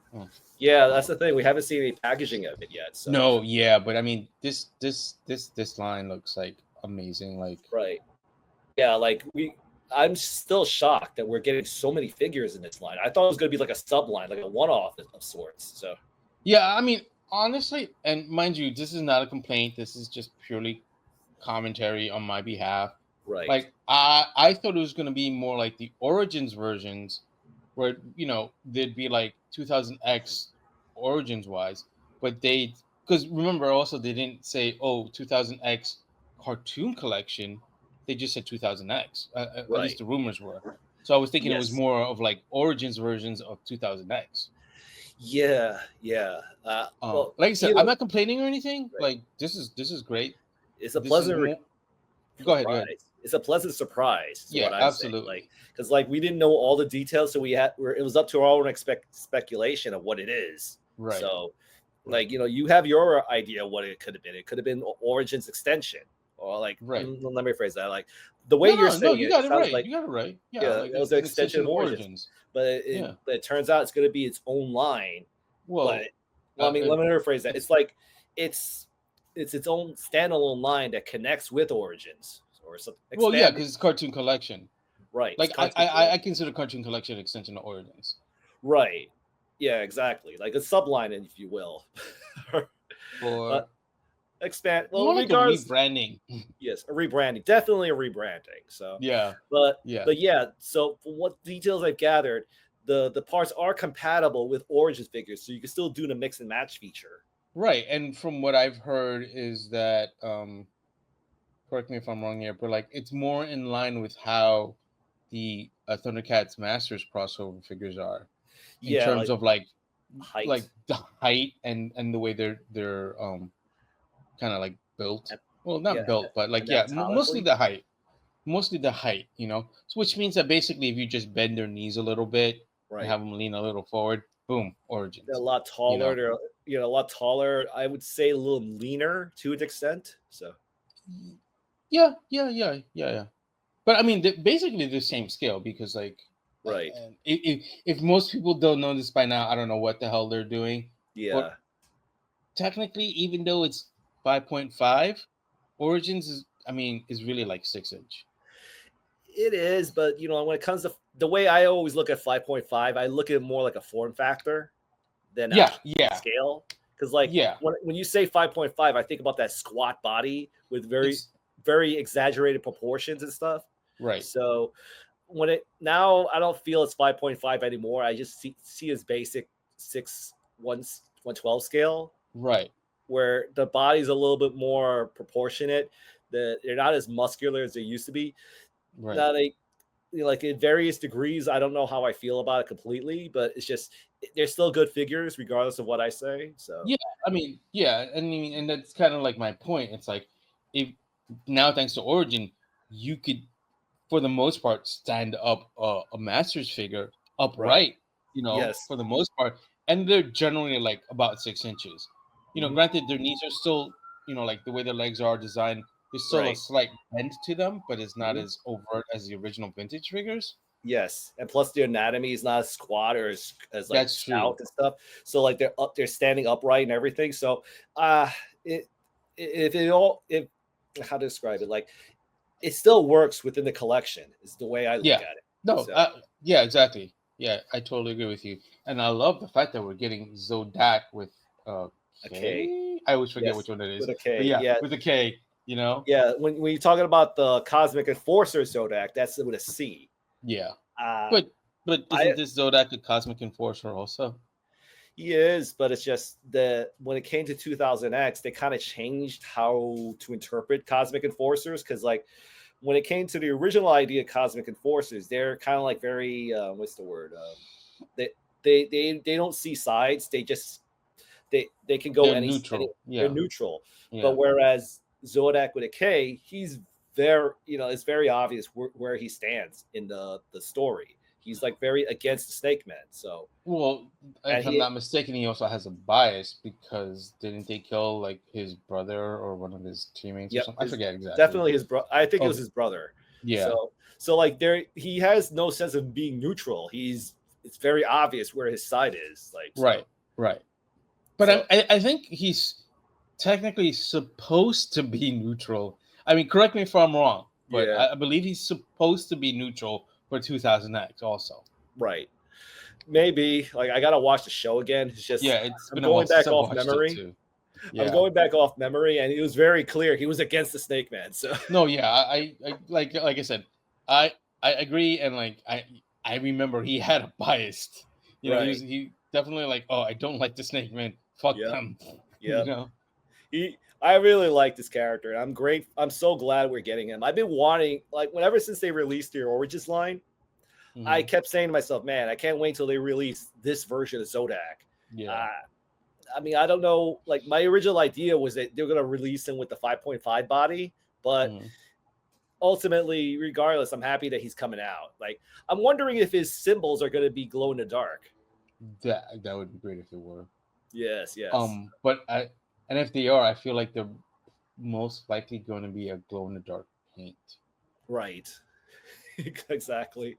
So yeah, he's the one. He's definitely on my list when it comes to this new line. So yeah, no, I think I want to get them all because, dude, yeah, like that Beast Man. Yeah, bananas in a great way. Yeah, bananas. Totally new body, everything. You know, he's got like that. You know, that very like over shoulder crap body type. Yeah, I feel like, and you know the funny things, I feel like this body would probably, well, not would, but might fit the first New Eternia Beastman, like that whole fur thing that he had. Yeah, like it might fit on this Beastman. Oh, you're talking about that New Eternia, that's the first one, the giant the body. really big, yeah, exactly, the really big one. Could be. So, I mean, well, for what it's worth, I mean, he's selling. You can sell. You can get it pretty cheap. So, if you want to make that type of body, like retail or like cheaper than retail. Well, I mean, I would say, I mean, again, don't quote me. It's just like I've seen him available in Amazon at a decent price. So, what's a decent price? I don't know, like again, I don't remember because like the last time I saw it looked pretty cheap. So, check for yourself if there's a price you're comfortable with. So, so you don't remember the number? Yeah, I don't remember the number, but okay. I remember it was very low. So, but all anyway, right, I'm not gonna get into it. I'm not gonna get into it again off camera. So, but going back to this figure, like, I just love the fact that they give him that hunch, you know, that over the gigantic shoulders and everything. Torso. Yeah. So, but so he's I'm pondering on him. So. Yeah, no, he looks great. She looks great too. Evelyn, definitely getting Evelyn. This is my version of Evil. This is the version of Evelyn I've been wanting to see for a long time. So yeah, like I'm hoping that I'm guessing these are still protos, but it's just like I can only imagine. Yeah, no, like these are. I remember them saying they're protos. right, because like I've seen pictures of what Tila and Evil Lyn look. I'm talking about Cartoon Collection, the first one they released, based on the Filmation one. They look like they leapt out of the cartoon. So yeah, I'm hoping we get that effect when it comes to this Evil Lyn. Yeah, she looks really good, and I'm just like trying to think. Like I'm looking at her, I'm like, would it be possible to switch out some of her parts to put on the Origins body? But I can't tell because mostly because it's like it's a prototype, so like they may change things at the end. Right, exactly. But if not, I mean, this is still a great looking figure. Yes, I think it's compatible. It's just how it will look is anybody's guess. No, I mean like what I'm trying to impress is how compatible in comparison to the Origins. Like, would I be able to put some of Cartoon Collection Evil Lyn's parts on an Origins body and still make like a convincing 2000X Evil Lyn with like an Origins body? It's a possibility. That's all I could say. I mean, this is a lot of like we have to wait and see. So it's definitely more of like speculation at this point. Yes. So, but yeah, like she's definitely one that's on my list, man. Because I've wanted her for a long time. Even especially when Classics came out, I kept saying to myself, when is she coming out? Oh, they released a repaint of Tila again with these colors and everything, and that's not enough, man. Like I wanted to look the way she looked in the 2000X cartoon. Yeah. I mean, I know they didn't show her, but they definitely said that they were working on Tila. So, and I know that was one of your concerns. Yes. That was like my favorite version of Tila. So like I can't wait till she comes out. So yeah. So, but yep, she's coming out, and then yes, this is the version. I remember when we talked about it in later episodes. What is it later? No, damn, my head. An earlier episode. Yeah, earlier episodes we recorded where it was just nothing but a rumor. This is one of the figures I wanted to see in this line, and now he's coming out. So this is like my favorite version of Stratos. So when it came to the 2000X cartoon, like I just love the idea that he has wings, but they come out the side of his arms and everything, and that he has like these weird remote controls on his wristbands. Yeah. And what is he controlling? I just realized something though. He has toes. Yep, he's got toes too. That's great. And because him and Beastman, like in Origins, do not have toes. Right. Yeah. I think that Beastman has toes as well. So like you see right there. Yeah, he's no more stocks for these guys. Nope. No siree. So yeah, like I love it. And they even had the jetpack and everything. If there's one thing that's kind of like a bit of a critique, again, I'm just being nitpicky. He doesn't have any of those wires coming out to his. Well, these are all protos, dude. Of course, but it's just But if he doesn't come with wires, like I'm not gonna protest. It's just I'm gonna be like, man, it's gonna bother you. Yeah, like that. It's gonna be like that 1% of disappointment. But all in all, I'm happy with what we got here, dude. So no, it definitely looks great. Yeah. He's he's kind of like on the bottom of my list. I get it because I think he's on the list, and making the list is always good. Right. Yeah, like I think he's gonna be on the top of my list because I have yet to own a Stratos. So in my collection. So like maybe it might be different for you because I own like a bunch of them because I have to buy a bunch to make customs. Exactly. Oh my god. So yeah, like for me, it's gonna be a special experience for me when it comes to Stratos. Because like I dare say I think I kind of held off on getting Stratos for the hope of getting something like this. So that's how much I love this design. So So and we got Triclops. Yeah, which is another great design. Like see, Triclops is like Triclops to me is like probably like Stratos to you. Yes. Where like I had him as a kid. I love him as a figure. I think he's a great like villain character. So like Triclops is definitely like high up on my list. Yep. I dare I say he's probably third. And the only reason why he's third is because I gotta get a He-Man and a Skeletor, so they're Right, 1 and right. 2, and Yep. then like right below is anything else that's like okay, it's because it's not He-Man or Skeletor, he's a very favorable figure to me. Oh yeah, definitely. He was kind of like one of the MVPs of the show. He was kind of like Yeah, he was like the mechanic of the and I from love that they gave him Skeletor's those side. drones in Yep. 2000X. Yep. Those drones are pretty cool. So Yes. hopefully we'll get that. I mean, I'm sure we will because these are just like protos. Right. But I fingers crossed that we do actually get them because you never know. Right. I'm sure we will though because it's Mattel. They'll if they can do it, they'll put it in. Well, my question is when it comes to this design, because one of my favorite things about him was that they actually revealed that technically he's not a Cyclops. In the show, like where they actually showed him where he had like these wires connected to his eyes. Yeah. They actually revealed what his face looks like without that helmet thing. So I'm wondering if it's possible you could remove that piece to show what he looks like underneath. Oh, yeah, that's a good question. I don't know. I mean, it'd be cool if they didn't, but it's like to me, it's not the end of the world if they don't. Of course, but it would be cool if they did. It'd be a pleasant surprise in my book. Yeah. So that's Triclops, and this is the one that made me go whoa. Clawful. Yeah. I think Clawful is like one of those characters that got like the best upgrade from the original versus 2000X. Oh, definitely. And it seems like this is the year, especially like there's another line that we're going to be talking about later, which is Mondo. But it seems like 2000X. But when it comes to Clawful, it seems like that they're just really focusing on making a good Clawful. Like yeah. Especially for such a small character. So I mean, small in no, I know what you meant. Small isn't like minor, not in size. Yeah, but like it's a pleasant surprise that he's coming out too. So yeah, I mean, I can only assume he's sharing body parts with that Beast Man because he's got like that squat fit head, shoulder, body. So because I'm thinking like with Beast Man, like the fur and the armor is like a piece that you put over the torso. Yep. And it's the same thing with this Clawful most likely. Yep. Because like also the head is more towards the front than on the top. Yep. If you notice. Yeah, and plus that armor. Yeah. I love the fact that they really emphasize the crab portion of his body. Like, I would say that he looks more like a crab by comparison to how he looked in the older. You know what?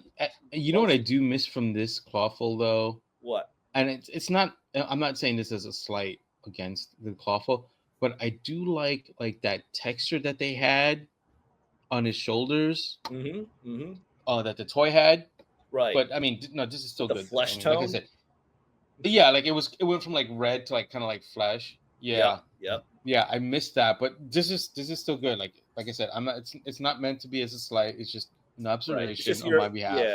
Yeah, it's just your preference and stuff. So. No, it's just an observation. Yes, but anyways, moving forward, we got Ram Man. Yeah, look how huge this dude is, man. Yeah, he's got his own buck. Yep, definitely, dude. He looks great. Yeah. I'm not too sure about that gold though. Like he didn't have that on the show, if I'm not mistaken. Well, I mean, it was kind of like a very pale yellow. Was it? So maybe like it's just not noticeable, I would say. The best thing I could say is that maybe it'll look better when finals come along. Yeah, because these are still protos. They're probably not paint masters. Yep, exactly. Unless they are, in which case, I don't know about the Ram Man, but we'll see. Well, the good news is we have so many Ram Mans, so you can just pick one of the other Ram Mans to settle with it. Because and I did get the Masterverse one. Yes. Me personally, I'm gonna pass on them. I'm still very happy with the Ram Man I have. So. Yeah, if anything, I think I might put him. If he's not off the list, he's like probably at the bottom. Yeah. And but man, that Roboto. So. Yeah, this Roboto looks cool. I definitely want to get him. Yep. Even though they don't have the gears and stuff, they did say this is a prototype. Yep. But even Pixel Dan mentioned that. Yeah. So he will have the gears and stuff, which is cool. But it makes me wonder.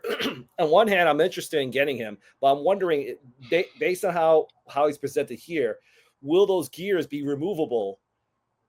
Where you can actually just take it out and just put it on the side, since it's designed this way. And I'm wondering if the gears can actually move or whatnot. No, So, I'm pretty sure they'll be like you won't be able to remove them, right? and they'll be stuck inside. Yeah, this is just a prototype. Like Right. this is definitely still in the works. Yep. But like- I want to see what what the final product is, if that's the case. So Yeah, but despite this not being the final product, dude, you have to admit this is pretty fucking cool. Indeed. He's such a Hulk, man. Yeah, that's definitely one of the things I liked about in terms of like redesigns, like with Roboto in 2000X. Like he looks more like a robot in the boxy sense of a robot. Right. He's very anime. Exactly. Yeah, he's anime. Dare I say anime-ish? Yes. Yeah. With his shoulder cannon and everything. I'm hoping, like, I'm hoping he has more attachments. We can actually do all those things we could do with his hands, where he could transform. I mean, he's got the gun arm on the left side, so that might just be an attachment. Yep. But I'm hoping he has more attachments where he can. Like, Sorry, I meant to say that. Yeah, that was my point. Like, because also remember, this is still like it's all based off of Origins in terms of, like parts exchanging and whatnot. Right. So you could probably take off the hands on the right side and then put in like another weapon or something. Yeah. Because that aside from the gears, if you think about it, is a very like specific detail to Roboto. Like him and Trapjaw. Part of his identity. Exactly. Yes. Thank you. It's definitely part of his identity. Him and Trapjaw are both like that. Speaking of which, I mean, granted, I have all the pictures here. I don't think we have pictures of Trapjaw. Do we not? No, I don't remember. 13. But, I mean, I'm sure they'll get to him. Yeah, man, because I remember like just a slight tangent on Trapjaw. Like I remember, dude, like the way they introduced him, he's got like this. His arm is huge, man. Yeah. But in any case, but going back, we got Mossman, which is like a bit of a Mossman. I always found to be a little weird with the dark nose. Like it makes him look like sort of like a bear or a cat. I think that was a little weird. I think he was supposed to look. The way I looked at him, he kind of looked like a Bigfoot. Yeah, that kind of works also. Yeah. Yeah, like, and I kind of look at him the same way I look at remember that movie, Harry and the Hendersons? Oh like, yeah. I kind of get that vibe out of him when I. Yeah, I can see what you're saying. Yeah. So like that's what I think they were trying to get at with him, is to make it look more like Bigfoot-ish. So. Well, yeah, they definitely, when the Horsemen redesigned the figures, they definitely tried to be like, okay, this isn't just Beastman repaint. Right. Gave him his own identity and stuff. So. Right. So, but anyways, that's all the stuff for Mattel's release. Right. And then we have the Mondo. Line. Yep. And then Mondo is releasing their own figures. Yeah. And it's interesting, like, which is why I'm a little torn. Yeah, I'm torn because they're both using 112 scale, but they're how to describe it? But they're just taking their own routes on what is 112 because like this, from what I've heard, this He-Man figure for Mondo is 7 inches already. So yeah. But this is like a premium item, like where it's like has more unique articulation. It's got and if you look closely, that the fur is soft goods. Oh yeah, that's right. The boots too. The boots, the top of the boots. The loincloth, the boots. It has like premium paint. Like there's more like extensive paint apps. Yeah. Alternate heads. So like, like look at that, man. It's insane. I don't know if they're coming out with these stands as well, but if they do, it'd be cool if they did. Yeah. Yes, exactly. And then they have right here. This is a cloth, and if you notice, they're kind of doing that thing you commented on, like the texturing and stuff. Right. But this figure is huge in itself. Like this is 112, but this is an 8-inch tall figure. From what I know, it's bananas. If you think about it though, like I mean, this is more like what the Horsemen were doing versus like what you saw on the show. Yes. I mean, they're both good, but it's obviously like Mondo has a lot of detail in it. Yeah, there's more. They have more. Way more detailed. More. I'm trying to think what's the term. More texture. But like just more options to expand on. They have more of a budget, I guess is the right word. And plus, we're going to be paying for it for being premium, right? Yeah. So like, yeah, look at that, man. This is their prototypes on the Skeletor, and Cool. yes, the thing I thought was interesting, like you can't see it. Right, it's a floating face. Yeah, that they found a way. They sculpted in a way where the head is floating. Where Right. I don't know how they did it. It's just that's the wording I'm hearing. I know exactly how they're doing it because I saw that. I forgot who somebody had interviewed somebody at Mondo. Yeah, basically, Pixel Dan, the joint is not on the neck itself; it's on the back of the head. So you don't see it because you're looking straight at it and you don't see it. So it's like a trickery. Totally is. Yeah, so it's totally a trick. Play of the eyes. It's a cool trick. Yeah. Yep. So yeah, man, like this is insane, man. Look. Yeah. And then that Man-at-Arms, like, and they said that this Man-at-Arms, he's like probably one of the shorter characters. Yeah. So he's proper 1/12 scale with 6-inch. So yeah. You know what though? Looking at this picture, yes, I'm thinking, and I could be wrong here. This is just like me looking at this image here and trying to make an educated guess. I think they may come with the bases. Right. Yeah. The fact that the bases are protoed as well. So like, yeah, it's like all gray, much like the Man-at-Arms here. Yeah. It makes me think that they could come with it. Yep. On one hand, that's awesome. On the other hand, it bumps up the cost. Exactly. So, and here's Mondo showing off the stuff they're having planning in the future. So, there's the base. There's the base, exactly. Yeah. I was just about to say, there's the base. Yep. And it looks, see right here, you get like 4 different heads.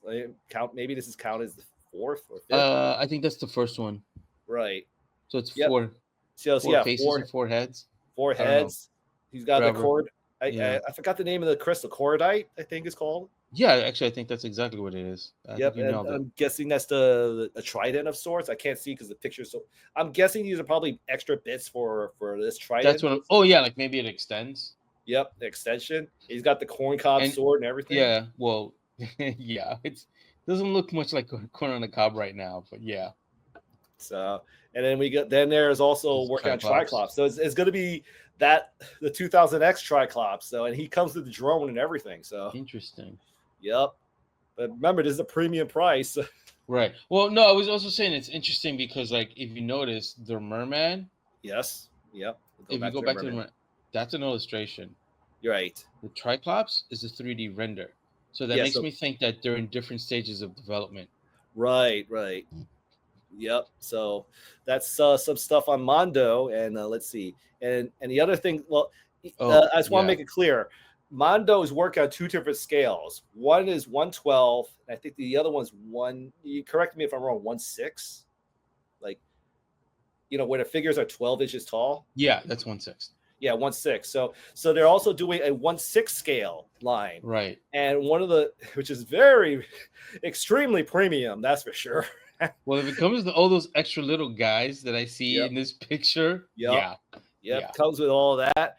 And they would come with the variations of She-Ra, like bubble power She-Ra, right, with the cannon. And look at that, man. Like that's like, no offense, I mean, like too rich for my blood, that's for sure. Yeah But amazing. If I would love to see one in person, that's for sure. So I love how they have like the show, like a show head and then a toy head, right, and then they try to like plus it up as well. So I mean, it's amazing figure. So like, look at that Swiftwind. And like Swift, he has like the extra armor on his legs, which he didn't originally have. Yep, and he's got like the saddle, and look, he's getting all these different pieces where you can actually make a Filmation-esque Swiftwind, or you can make a Swift. And then that's like the toy head on the right there. Yeah, so like they're trying to create their own look within the 1/6 scale. Well, I mean, it's deluxe, so they're trying to, give you as many options as possible, which is cool. Like I applaud that. Right. Would I get it? No, but I give it its due respect. Of course, man, especially and whoever owns it, I'm very envious of you guys. Like, just to have that. Like, but the good news is that even though Mondo is making these figures, and for anybody who still wants a Swiftwind, the good news is that Matel is making a Swiftwind. Yeah, I gotta get that for my sister. Yep. So it's 40th anniversary packaging of that Swiftwind. And I want to make this clear. This is the Origins version. So I don't know if the price is yet, but I believe it is affordable. So I think it's gonna be it's gonna be like 60. a Matel's Mattel Creations release. Yeah, so it's going to go to the Mattel Creations website. So yeah, look at this, man. Yeah, this is the packaging. This is what you that get. Looks good though. That looks really good. Definitely, man. I mean, it's not as detailed as the Mondo, but it looks good. Yep, dude. It's still the best. The good thing about this one is it's more accessible. Yeah, absolutely. So, absolutely. But the thing is, look at that, man. So that's cool. Yeah. I mean, she kind of. I wouldn't necessarily say she needs it, but then again, would you say she did He-Man doesn't need Battle Cat? No. Right. Like they're a team, no matter what. Exactly. So yeah, you kind of do need the Swiftwind. Yeah, for anyone who's a big She-Ra fan, definitely. Yeah. So, and the good news, if you missed out on getting She-Ra last almost with the cartoon collection one, in the cartoon collection version, this one comes with it. Yeah. Well, yeah, but she's readily available. Right. So I've seen her for still for $20. So yeah, honestly, I'm going to be very honest with you. I think I'm going to pass. Honestly, dude, I wasn't expecting you to. So it's fine. I wasn't expecting you to be yeah, I want it. Yeah, I'm passing on mine. I'm passing on getting this one because I'm very content with the figure I have, and maybe I'll post some pictures. But I actually have her riding Silverbolt, Beast Wars Silverbolt. Okay. Yeah, because he's like my stand-in for Swiftwind. So. Yeah, it makes sense. He's got 4 legs. He's got wings. Yep, exactly. And plus, I bought a saddle, so it works. There you go. Yeah. So I'm content with what I have in my setup. Yeah. So. But other than that, this is an unexpected surprise. Amazon released a repaint of Castle Grayskull. The castle I have right here. Yeah, so, I know. I've got one. I've got a vintage one that I'm looking at in my room right now. Yes. But... So the thing first and foremost, I didn't expect this to happen. It's a very pleasant surprise. Yeah. Very pleasant surprise. I'm curious to see how the market's gonna fare with it. But the thing I could say is that it's got a lot of stuff that the one I have doesn't have. For starters, it's got that mat. Yeah. Which is a nod to the original prototype designs of this castle. So yeah. Look at the back, and look at the inside, and it also comes with the armor, that spacesuit armor. So yeah, and it's that actual figure. So and here's pictures of the original prototypes. Mark Taylor one. Yeah, the Mark Taylor one. So that's what it's homaging and stuff. So I'm just being honest. The colors are great. The choice of colors, it looks very darker, which is I think what their intent was. The color choices are amazing. So, and I think they're okay. I mean, I'm not trying to outright disagree with you. I just think they're okay. I get it, but it's just for me. I'm feeling for what this is offering. I'm just saying from my perspective. If I didn't own this playset and I see this playset, I feel and if I end up purchasing this one, I don't think I would regret this offering. Yeah, especially with the colors and everything. So, I mean, it's an Amazon exclusive too, which is crazy. Yep. So, and it comes with stuff that wasn't available before with the castle. Right. I think it was the Secrets of Grayskull set that had the armor. Right. So even if you order the Secrets of Grayskull set, there's still things that you have from that set that aren't in this Castle Grayskull. Yes. But that fucking mat. I pre-ordered it. It's on sale for $107 on Amazon. pre-order. I Oh, pre-ordered it so you pre-ordered this one? just for the mat. So what do you plan to do with everything else? I think what I'm gonna do is because I occasionally work at Museum of Nostalgia, I ended up getting a vintage He-Man and a vintage Skeletor. Yes. And I'm gonna put those in my vintage castle because I still have my childhood one. If Right. you guys didn't know, I know you know, Rob. Yes. But Yes. same for all the fans out there. I have my childhood vintage one. Yes. For Then anyone Origins interested. will get the Origins castle, obviously, and then this one, I don't know. All I know is that this will be like my third Castle Grayskull. So you're thinking of? Let me ask you this, like just based on what you're saying. I'll figure something out. Are you thinking about selling it? I mean, I might be persuaded to sell it, but without the mat, obviously. Right. I mean, just pick and choose pieces you want and then just sell the rest, right? The mat. That's why I'm ordering it, just for the fucking mat. I know. So, but you know what though? This mat, like, I'm curious because, like, have they mentioned what it's made out of? Is it like neoprene, like a mouse pad? Is it like a piece of paper? Like, what is it? I don't have the answers. Yeah, I know. I say probably my suggestion would be to go check the Amazon website where you bought it and look at the details. You know what? Actually, I didn't think to do that. Right. But let me ask you, when it comes to are you planning to keep the figure as well, or? I have the Secrets of Grayskull set. Well, that's what I'm asking. So yeah, I don't like I just need that fucking mat. I know. So, but based on what I'm hearing is like you're. I feel like you're trying to get at something.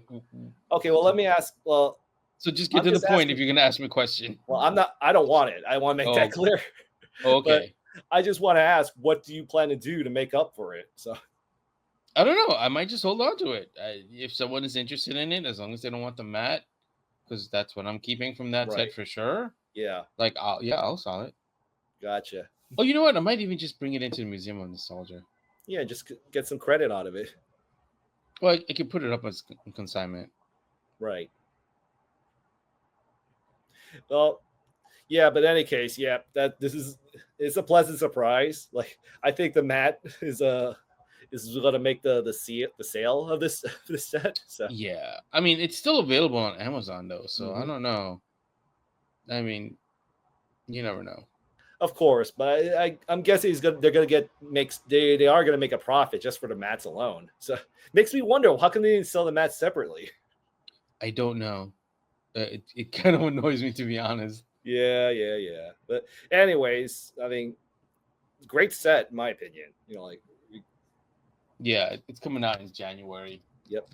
And speaking of sets, we got the Matel Creations crowd campaign. What do they call this? Yeah, Snake Lair. It's called Snake Lair. But yeah, but I mean, what do they call their campaigns? Crowdfunding campaigns. Like, I know we have HasLabs. I mean, Hasbro. I don't think they have a specific name. So yeah, we'll just go with crowdfunding. Let's just go with that because that's technically what it is. Yep.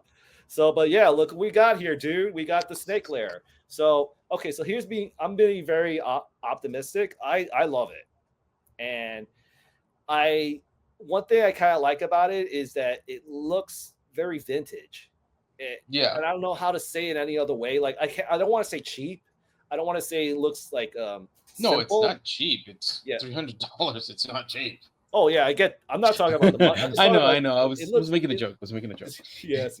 But like, I mean, like, a lot of people are complaining about how simple it looks, but I feel the simplicity is what makes it look so special to me. So okay, hot take. Yes. If they're complaining about this and how cheap it looks or how simple it looks, those people need to shut the fuck up, because I'm guarantee you those are the same goddamn people. They're like, oh, it doesn't look like the concept art that you showed. Right. This is the fucking concept art. This is it. Okay. Right. So like, I don't know what the fuck they're smoking. Yeah, I don't even know if I want any of that. Yeah, but at the same time, this is what they showed. This is what they showed. Right. Okay, like be fucking happy and shut the fuck up because they got what they wanted. I Plain think and simple. I think we need to address that. You know, like it takes a lot for Mattel to actually own up to their mistake. Dude, and- like I and give just them go so back. much props for being like, okay, we're going back to the drawing board and we're gonna fix this. Right.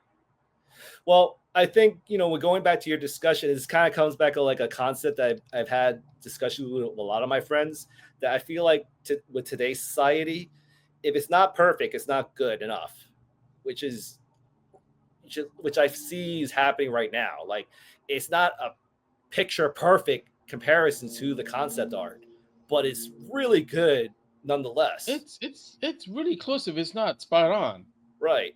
Well, that's what I'm saying. It's not Yeah. like, because like we don't have the stairs, or we don't have all these weird faces that the concept art had. I'm being very honest, but I'm saying, yeah, but we're getting everything else on it. We got the weird handle. We got the whole right side is definitely what the concept art had.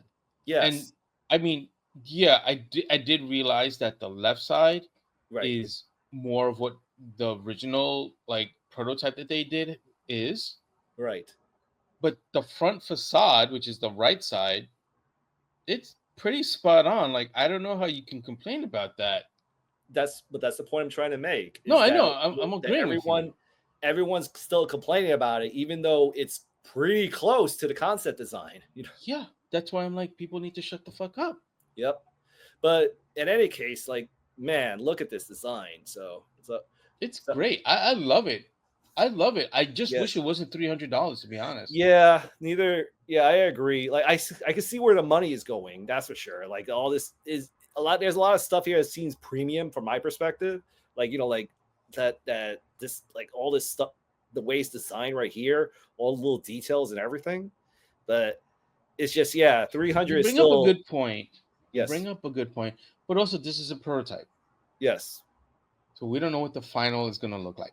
Granted, if they put in all the extra paint apps, fucking fantastic. Yes. Great. But I'm sorry, I still don't think it merits $300 for the price tag. I get it. Even with getting Chimera already off the bat. Yep. Yeah, this piece right here. Yeah. Yeah, I agree. Like, I would say 300 is too much, period. So, and plus, it's not even 300. It's like 300 plus. When you Yeah, I mean, shipping and handling. Exactly.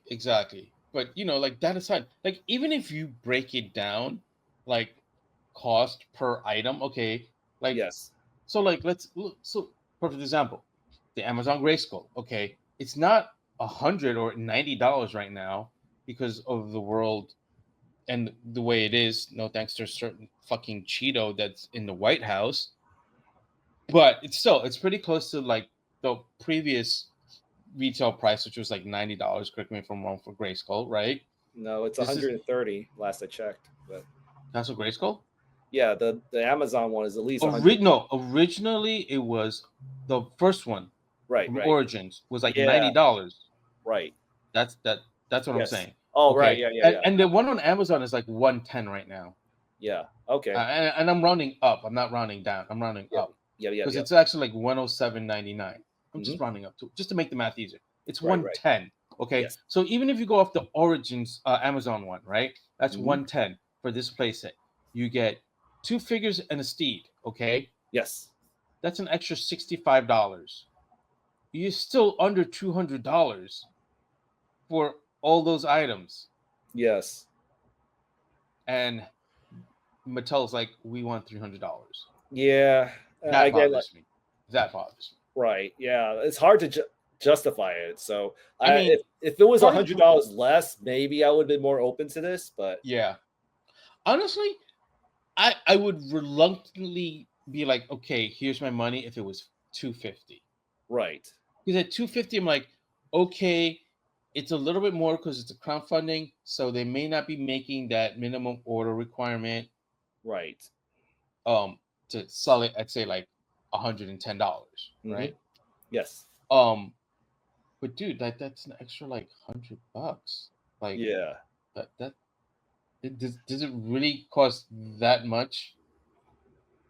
For like X amount, like, are they gonna do the bare minimum and it's still gonna and Is that what they're planning to do? Just do the bare minimum and like, make whatever they make for the bare minimum and charge 300, or if they surpass that, and this is part of what bothers me with crowdfunding things, especially when it's a big company like Hasbro, Matel, like little guys. I get it; they're little guys. They're not gonna automatically get like 100,000 units of something made. Yes. But this is like Mattel and Hasbro. Like for them, they could get that easily done. Yeah. But I'm still on a roll. Sorry, I just Yeah. So like, if they make enough, if enough orders come in, where like it's actually gonna cost 200 retail, they're gonna keep that extra 100 for themselves. Like, it's kind of bullshit if you ask me. But right. I mean that's like a what if scenario. Yeah. And it makes me wonder. 300 is a lot of money. Right. And maybe this is just me being a little like this is the other question I'm asking myself. There's a part of me that wonders how will it look if we can just get it off retail? Yeah. I mean, obviously they probably strip down some of the paintwork. Right. Maybe but even if they did that, like I wouldn't mind. Like it's not gonna bother me if it doesn't have certain paint apps. Yeah. I mean, again, like I wish I knew what the numbers were and see if it's possible to cut it down. So, I mean, yeah, I'd like to see the numbers too, but for different reasons aside from what you just mentioned. Right. Like it all to has make to it do more with affordable. MOQs, minimum order quantities, and whatnot. Right. But I mean, for now, that's what it is. It's $300, and like I said, like I would reluctantly pay $250. But 300 makes me like second guess it. Yeah. As much as I would really love to get the fact that you have to pay extra, like shipping and handling and everything else. So yeah, that's the other thing. Dude, not even shipping and handling, because shipping and handling they could probably. Actually, you know what? Now I think about it, I think they were only charging like $8 for shipping and handling. Because I did try to like pre-order it, and like they were asking for a credit card. Like it seemed like they were charging up front. Which was kind of bullshitty if you ask me. Right. So like I didn't go through with it, but if I remember correctly, they were like $8 for shipping. Right. Which in the grand scheme of things isn't horrendous. Which also now that I think about it does bite a bit into that $300 they'd be making. But still, what kills me more is that, dude, you have to pay $300. On those $300, they're gonna charge you tax. Right. I mean, I don't know about most states, but in New York where we live, if you buy something online, they're gonna charge you tax. And what's even worse, I don't know if it's every store online and whatnot, but like I know definitely they do it with eBay. They'll charge you tax on the item, and they'll also tax you on the shipping. Which I don't know if that's like a feature of eBay that's really bullshitty or an overall thing, because I've never noticed that with like EBTS. So it may just be an eBay thing, but still. Like they're charging you tax on $300, dude. That's like an extra $30.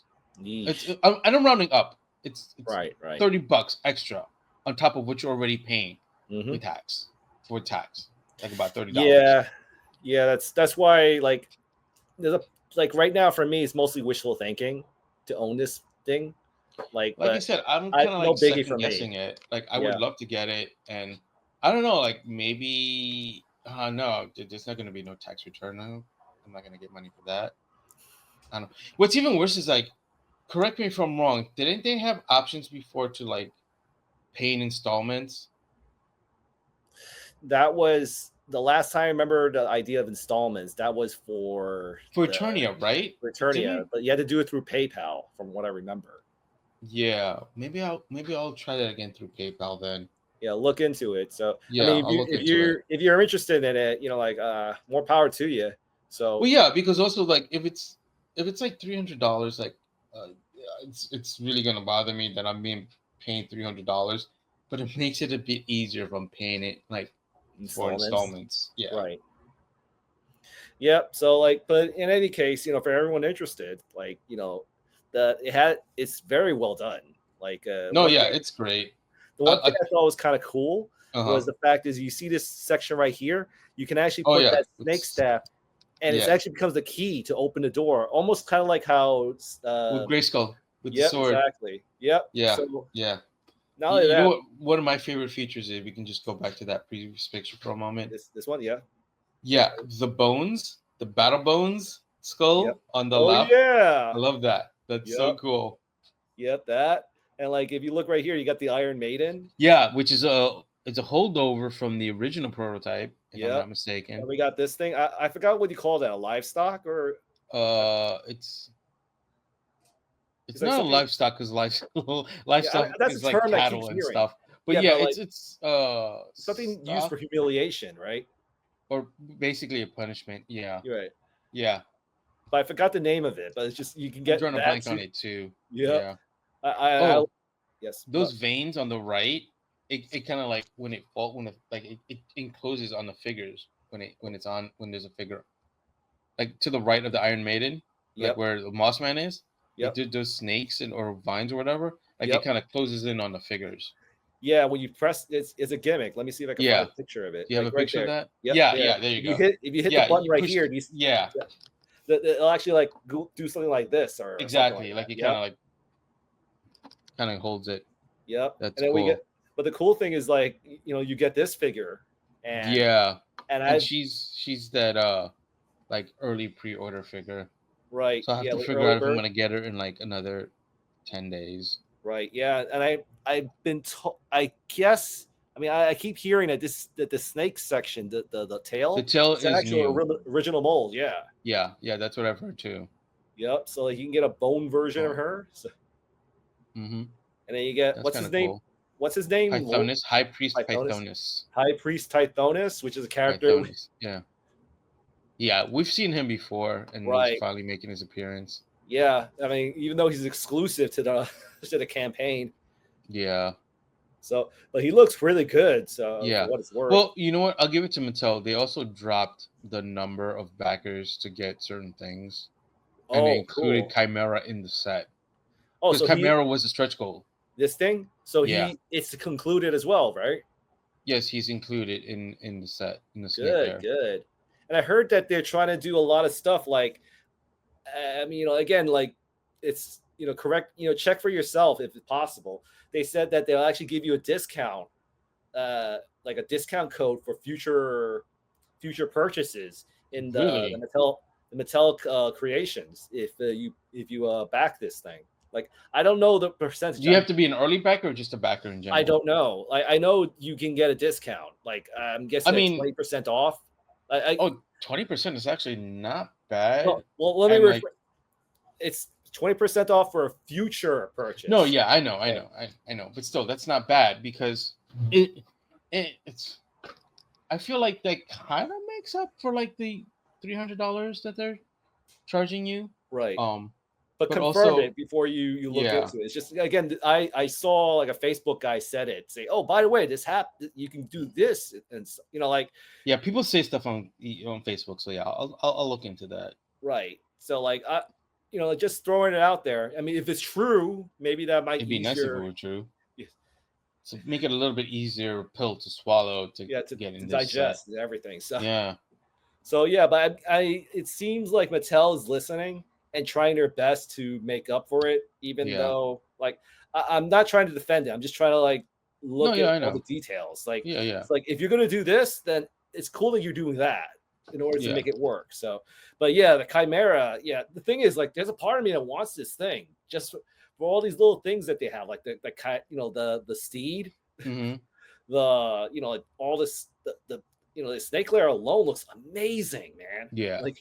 Like I can look at this and just can make so many stories with this setup and everything. Yeah. Like that weapon rack is great. The weapon rack. I'm guessing that the missiles are spring loaded. If it has that T shape. Yeah. If it has that T shape for it, and it must be spring loaded. So. Oh shit! Did you notice that sword? What sword? This sword in the background. This one. The power sword. Where? Right in here? The back. No, in the background. Oh, that, I'm guessing that's one of the props they have for San Diego Comic-Con. I hope it's something they're planning to come out with because I'd get it. Oh man, yeah, look at that stuff. So like we got that, the Iron There's Maiden. Iron Maiden. I wonder if those spikes are like hard plastic. Like I hope they're kind of like a rubber or soft PVC. I hope so. Like I don't want to I don't want to damage my figures when I put them in Exactly. But yeah, but the Chimera thing, I think that's I a love breakout. that. Yeah, I love that. I Yeah, think it's great. If I'm not mistaken, I think they're holding off of voting on what to name the creature. Oh, really? Yep. I thought it was already named Chimera. I think Chimera I could be is mistaken. the type I don't know. Yeah, from what again, you have to look into it yourself. It's just I'm just hearing rumors here and there from Facebook, and I heard that one of the rumors is that they're doing a voting for its name. So interesting. Mm-hmm. Maybe because the fact it's got 2 heads, they want to give like separate names for the heads. Who knows? Yeah, it's a 2-headed creature and everything. Like it's kind of like Too Bad. Yep, exactly. Mm-hmm. And like other than that, here's some news on the Thundercats line they mentioned. Oh, and this is the thing that I'm a little disappointed in, is that the next wave is going to be 3 figures, and one of them is a repaint of Lion-O, a repaint of Panthro, and a repaint of Battle Cat as Panther Man. Okay, so that is acceptable. Right. It's just the other two. Other two are not acceptable, right? In my opinion. Mm-hmm. Neither is for me either. So,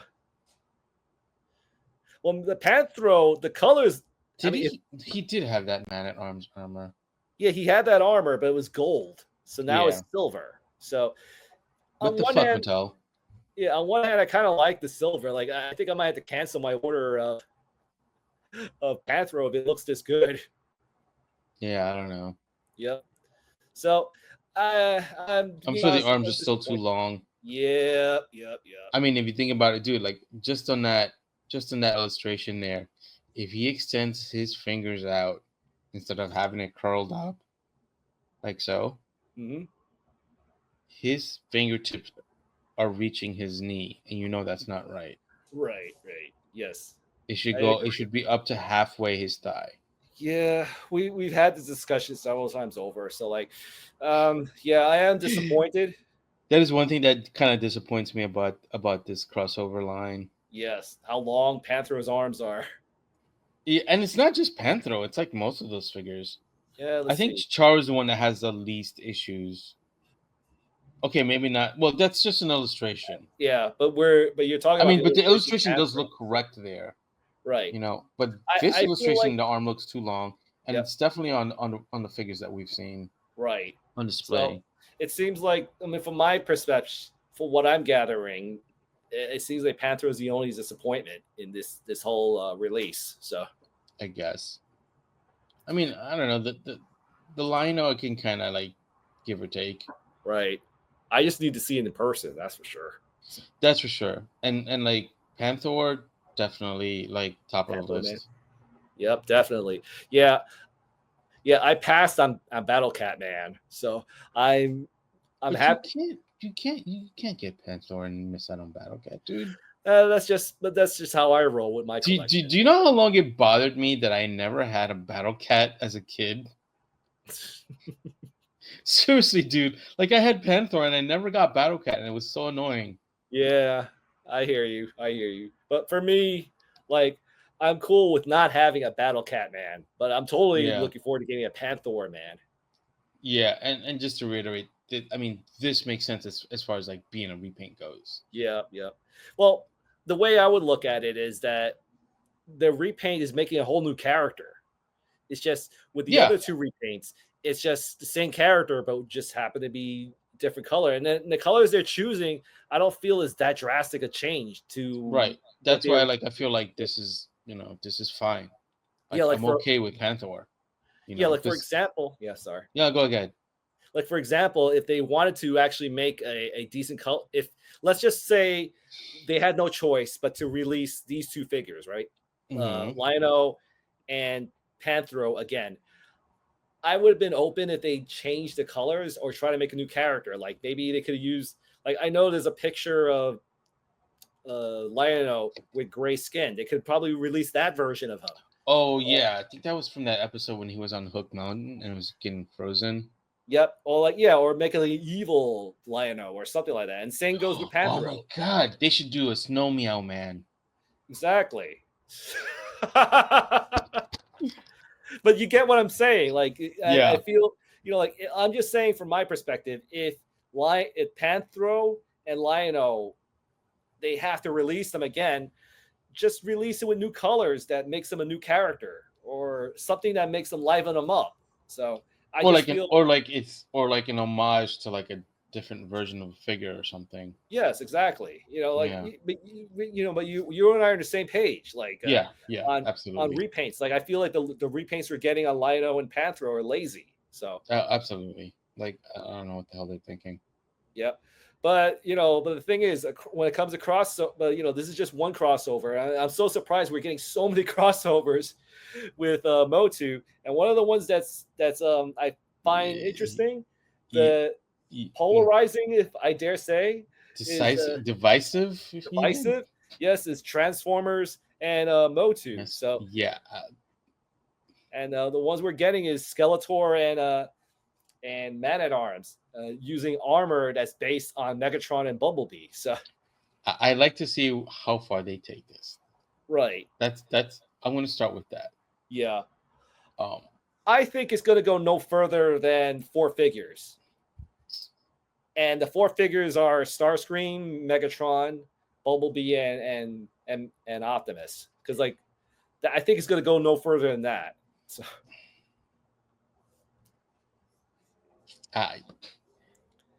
Skeletor isn't terrible. I feel like the Man-at-Arms kind of mid. Yeah.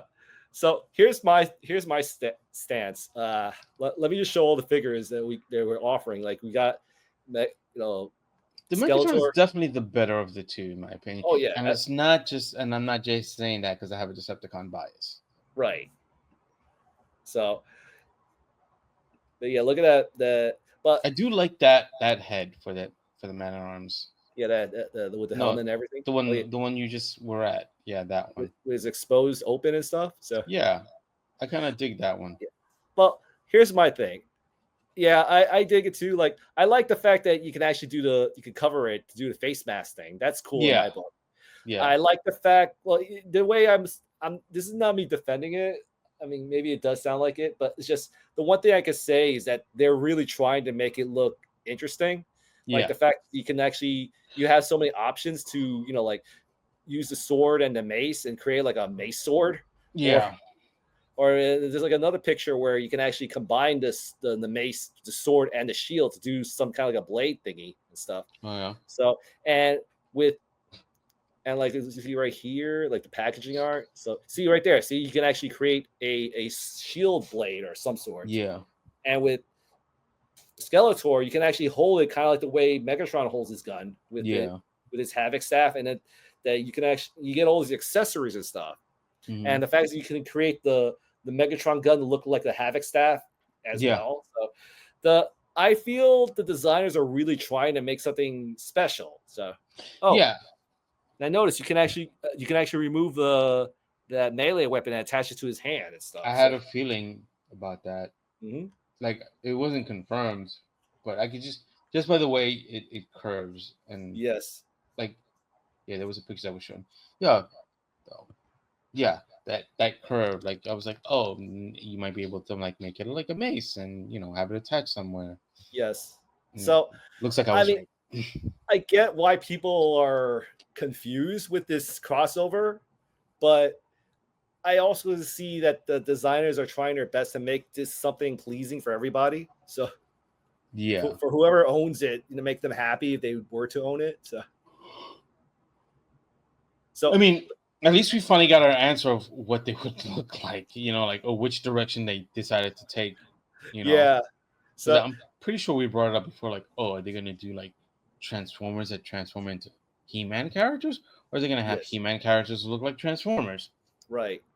Well, we have to clear this up, point this out that this is Mattel's offering of the crossover. We don't know what Hasbro is working on. That's true. So from Mattel's side, I'm gonna be honest. I like what I see.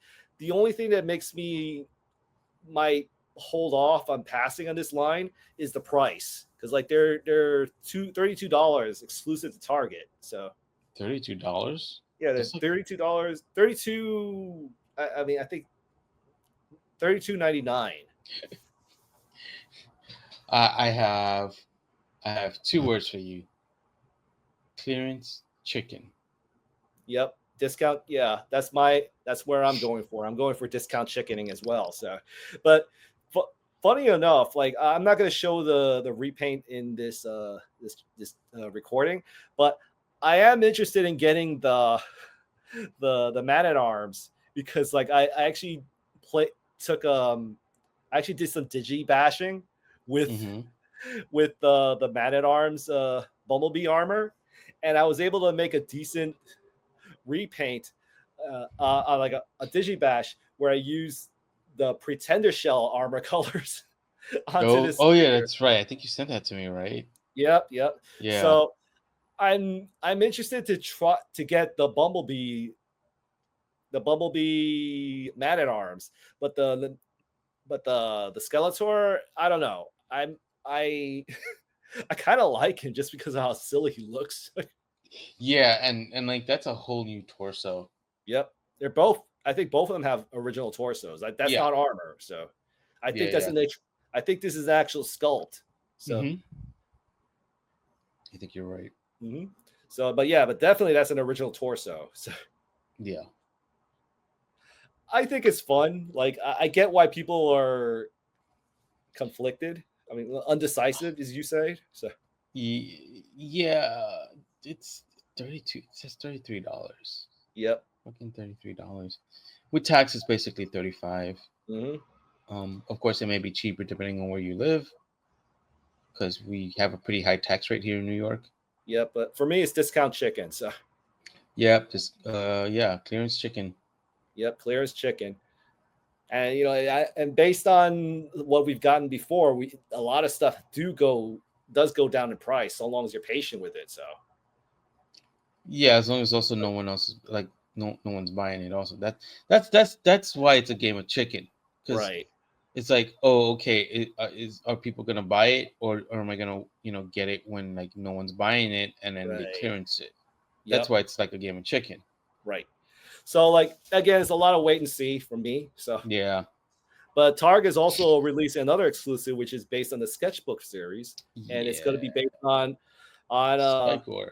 Spikor, yeah. So he looks promising. He's not terrible, but I'm not feeling him. Looks too much like the original. Yeah, I feel like it does. Well, for what it's worth, they are trying to make it exact to the no, thing. Yeah, that's why it's like it's not for me. Right. It doesn't move me. Yeah, like the Cyclone was like, I was like, and that's the first one I've gotten. Oh yeah, dude. The Cyclone I got because I'm like, oh, that I honestly I thought it was a whole new character. I thought it was a whole new character, and then I'm like, oh, it's Sketchbook series. Okay, well, it looks cool. So yep, I left torso. Yeah, I cracked and got him. So yeah, hopefully, like they'll make a Strobos. I think it's Strobos, right? Where he has like that Cyclone torso. Yep. But it's like a Zodak head. Yep. Right. I'm hoping that's eventually where they go with these torsos. Yeah, you're telling me. So I guess it's a pass for I mean, if he ends up on clearance, I might get him. Yeah, but he looks. I mean, I love the tail though. He looks more like a Koosh ball. Yeah. I think we talked about it. If I were to get this guy, I'd probably rename him Quills.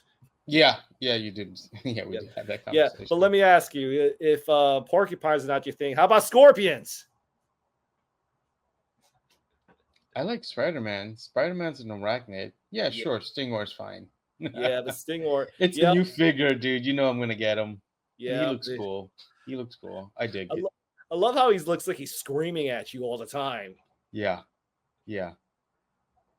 And I don't know if he's screaming at us because he's constantly in pain, or Right. because he just wants to scare the shit out of us. He's just really angry, man. Like he's like, what the Could hell? be that too. Yeah. The what? You look. You see, his Hordak is going this way, and Stingor is like, say, why are you leaving me out here, man? I'm not done. That's pretty cool art. Yep. So, yep, Stingor. I'm guessing he's going to be a Matel Creations. Exclusive to the Maybe. website. But here's the thing I want to bring up. Like, I remember out of all the stuff we got, a lot of people are complaining. About what? The thing they're complaining about is we're getting all this good new stuff. Like we're getting sketchbook of older characters. I know exactly where you're going with this. Yeah. We're getting all these original characters. Like, when are you coming back to the original vintage line, right? When are you going to complete the line? Finish the line. Well, how about this? Shut the fuck up. These things cost money to make. Look. And plus, look, we're getting somebody. We're getting Dragstor. Yes. Yeah, we're getting Dragstor. Come on, what's crazy is that we're also getting the Masterverse one too. Yep. And I think I might end up getting both. So yeah, we could talk about Masterverse, but let me ask you this, man. Like Dragstor, he's looking good so far, right? Yeah, I dig it. Yeah, like I want him. Yeah, cool. He's got the thingy and everything. Yeah, he's got the ripcord and everything. So hopefully he will have that feature where Yep. Here's hoping. Yeah. Yeah, but speaking of Masterverse, like we got we're getting that Mossman. Like yeah, and that is kind of cool. Yep. They're really pushing for that Bigfoot thing that I've mentioned before. Hopefully, I could use a. That looks like I might be able to use a Cartoon Collection. Maybe use a Cartoon Collection Mossman with the bits from this to make like an Origins type body. I don't know. Right, we'll see. But I think this is using the bigger he looks body. Cool. Yep. He definitely looks like he has that bigger body, and he definitely has more of that like Bigfoot type of vibe. Yeah, exactly. But he amazing nonetheless. So. Yeah. But going back to what you said in Masterverse, we got him right there. Yeah. Yeah. Yeah, and see, and like he's got those wheels on his hands, which I'm like, that's cool. Which is like part of that's pretty much why I want to get him for Masterverse, because I could use that on the Origins one also. So but you know me, for parts. Well, let me ask you. So I'm sorry if I'm cutting you off. So you're probably going to use him as like a potential master origin character? I will originize New Eternia. 5.9 them or something? Well, that's why I use the word organize. It's a little bit easier on the tongue. Yes. So you're thinking about originizing this figure when you get your hands on it? Because and the best part is Dragstor will be coming out also. So instead of getting one Dragstor, I just get two and originize the New Eternia one. Dragstores, light your engines. Well, here's hoping that all these pieces are compatible for an origin body. I mean, I know very least the hands will. Yeah, the hands, the head. We'll see. That's all. Wait. Let me look. It might. I don't know, because I noticed that it's a little dicey.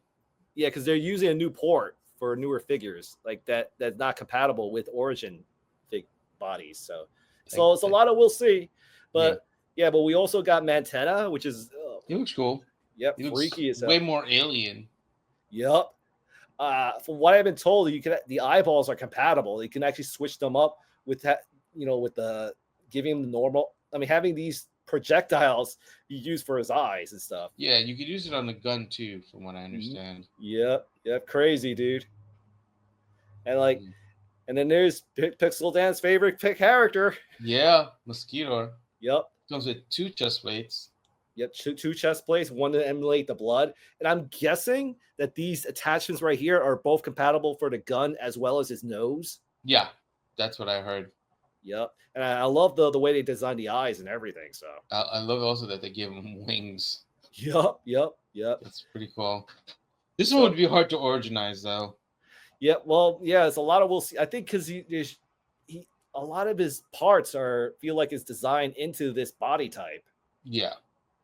So, and we got the close up his head, look at all his pieces and stuff. Yeah. But dude, this is the one that I'm totally getting, man. Because like, yeah, and pieces. yeah, just for the parts alone, and it's funny because we both are like, yeah, just getting it for the pieces. Right, just for the pieces. Like, yeah, because the thing is, I've been wanting to make a figure which has like a skull helmet like this. So I'll probably hold off and just use this as as a helmet for one of my other figures and stuff. Because like it's based on the fact that there's a wig here. I'm guessing this is attachable. So yeah. But man, there's just so much about this figure that's making me say I gotta have it, especially that shield. Like that shield. I mean, I know it's a bad shot of that shield. Here's a better shot. Like the thing is, aside from this design looking like Hellskull, the castle, the fact is that this shield could actually carry swords. So yeah, that's pretty cool. I love also that it comes with like the Anti-Eternia New Adventures He-Man sword, power sword. Yep, exactly. It's great. Yep. Yeah, there's so much about this. Yes. I wonder what this other sword is from. This sword, I'm guessing this is supposed to be kind of like an evil version of the base Grayskull sword. Okay, because like yes. Because I was thinking the other sword that he has is like this one right here. Yeah, I was thinking that one was the Anti-Eternia one.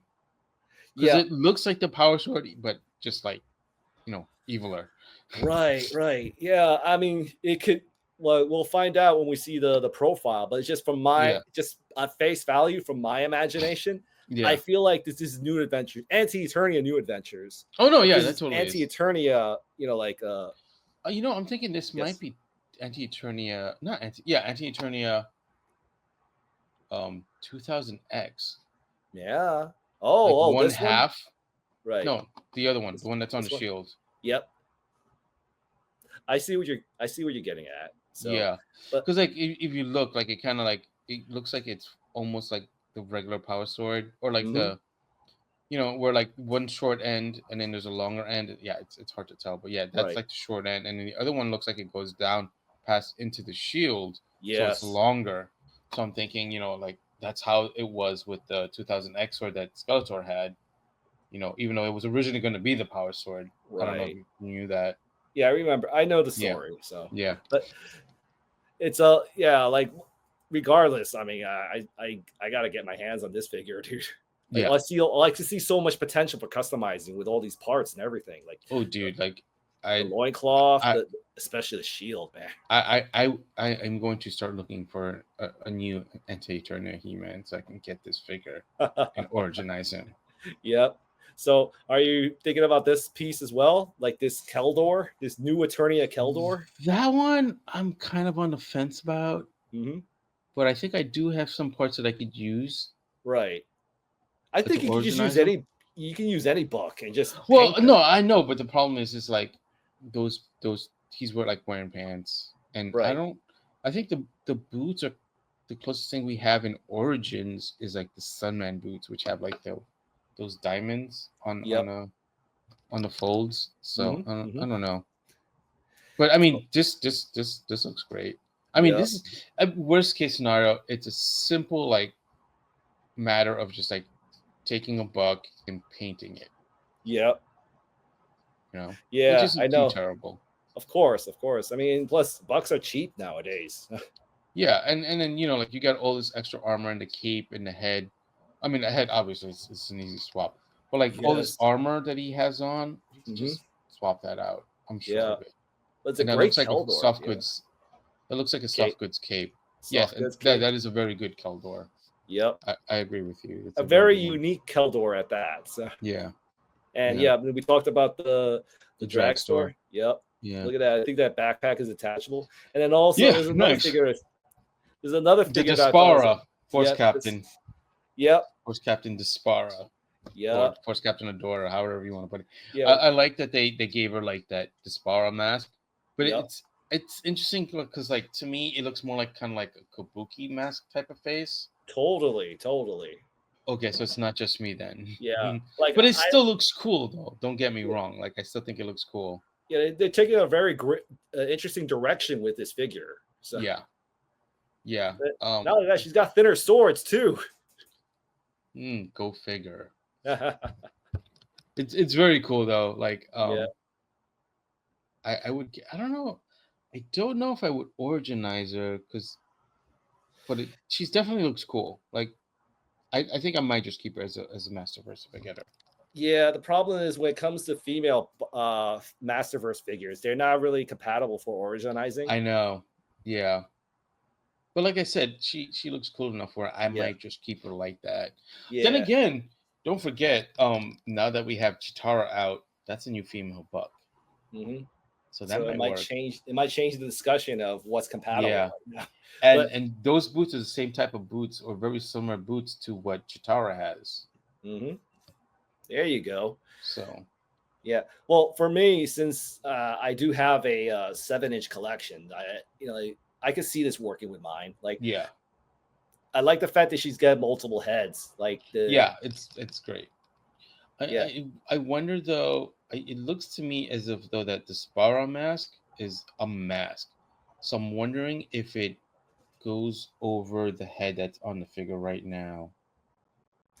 Yeah, I'm wondering that too. If it goes with either, or if it just goes over the regular Dora head. Yeah, that Dora head that's right there. So yeah, this is like a figure I want to see more of. Like, well, actually, I want to see all the figures, see what what they offer. Like I definitely want to see more of this figure though. Yes, like I want to see what you can do with this figure. Like, is the wheels can you roll with that wheel or what have you? Like, I want to see more details of the sword of this dude. Yeah. Like, yeah, there's just so much I want to see. Like, it's interesting. Like, when it comes to Masterverse line, Mhm. like, Masterverse is like something I always want to keep my eye on. So yeah,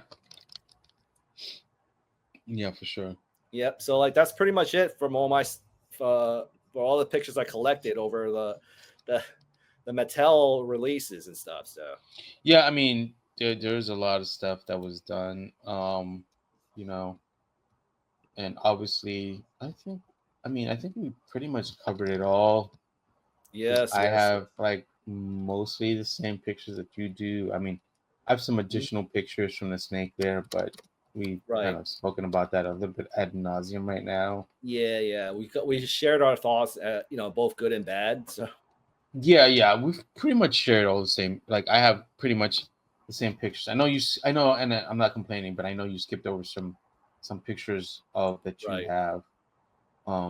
Yeah, there's just so much to cover, like and stuff. So I will say this much.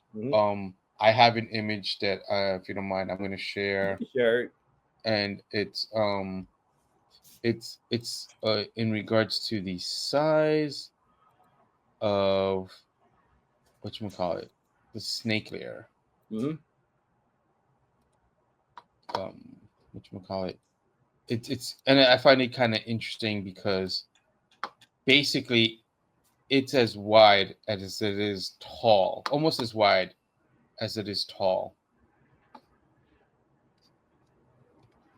So yeah, it's like 28 inches wide and 29 inches tall. So it's almost as big as a Castle Grayskull? I guess. Is that like similar dimensions to Castle Grayskull?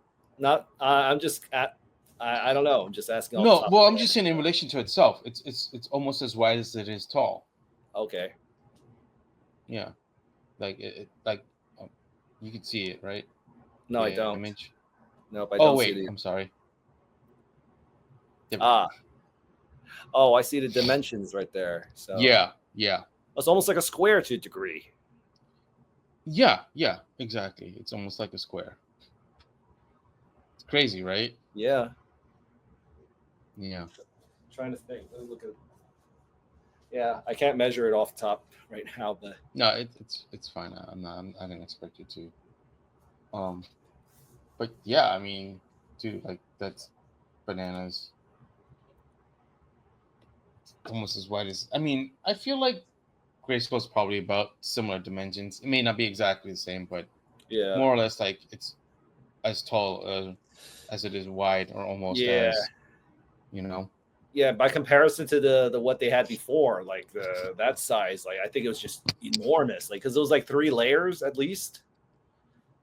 Because like the base, like I'm talking about the original, the bad prototype of Snake Lair. Okay, yeah, I wasn't clear on what you were talking about. Yeah, that's what I try to make sure what name do I give that prototype. Like, Well, I wasn't sure if you were talking about Grayskull, Snake Mountain, or Snake Lair. this Lair. Yeah, Snake Lair, the bad one. You know, like where it's like the one that nobody the likes. first one. Yeah, the Oh, first. I liked it. I thought it was cool. I liked it. I liked it because it also like it opened up into like 3 sections as opposed to 2. You know, I thought that was kind of cool. Mm-hmm. But yeah, you know, this is good too. This is good too. That's my point. But yeah, I think we've pretty much covered everything we wanted to talk about. Yeah. For San Diego. Oh wait, actually, there was one thing that I thought was kind of cool to come out of San Diego. Yes.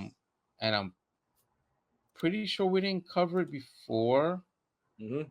But Mattel is also doing something which I found to be interesting and very cool because it's not the first time they do something like this, where they kind of like take over a line from a previous company and they're making basically LJNs. Yep. You know, which is just that's pretty cool. Like, so yeah, it seems like the first wave is going to be vintage Dusty Rhodes, the American Dream. Oh, it's cool. I just realized they have that. Damn, they even have the LJN logo too. They wow. Okay. Yep. They're giving the big rubber guys run for their money. Hey, Matt Cardona. Yeah, we love you. Yeah, Always and then ready. they're doing Logan Paul. Boo. He's a horrible human being. I think he sucks. Anyway, and some figure, I don't know, some wrestler. It says John Cena, but I don't see anything there. All I see is Hogan in this background art. You know, but yeah, supposedly it's John Cena. I can't see the figure very well. Yeah. I don't see anything there. I'm hoping he has a happy retirement. I'm being honest when I say that. I'm no, being yeah, genuine. I know. Like he's retired. This is like while we're recording, this is his last match. So. Oh, is it? I thought it was still like gonna run the tour a little bit longer. No, I think from what I gather, because like he's retiring soon, so either this is going to be his last match. So. Okay. Yeah. So like, I mean, if SummerSlam is still going on, it's probably still going on because it is Sunday night too. But yeah, he's gonna have a LJN coming out. Nice. I guess. I don't know. I can't see anything there. I just see the card. Yeah. I don't see anything either. So I can't. So. Oh wait, actually, did we go over in the cell? Yes, we did. We talked about everything in the cell, like around the end of the episode. So I couldn't remember if we did or we didn't. That's exactly why I asked. Okay, yeah. So like, I think we've covered everything that we wanted to cover. I know I definitely mentioned that the Revoltech Ryu Hayabusa from Ryu Hayabusa. There's still so much. Chances are I'll probably look back at San Diego to see if there's anything I missed that I want to talk about. But but we pretty much just talked about the gist of our interest. Yeah, our core interest is, so yeah. So okay, so I guess that's a wrap. As always, Rob, great talk, great conversation. And please remember to like, share, and subscribe. And remember, always be excellent to each other. Bye. Bye. Do, do, do, do.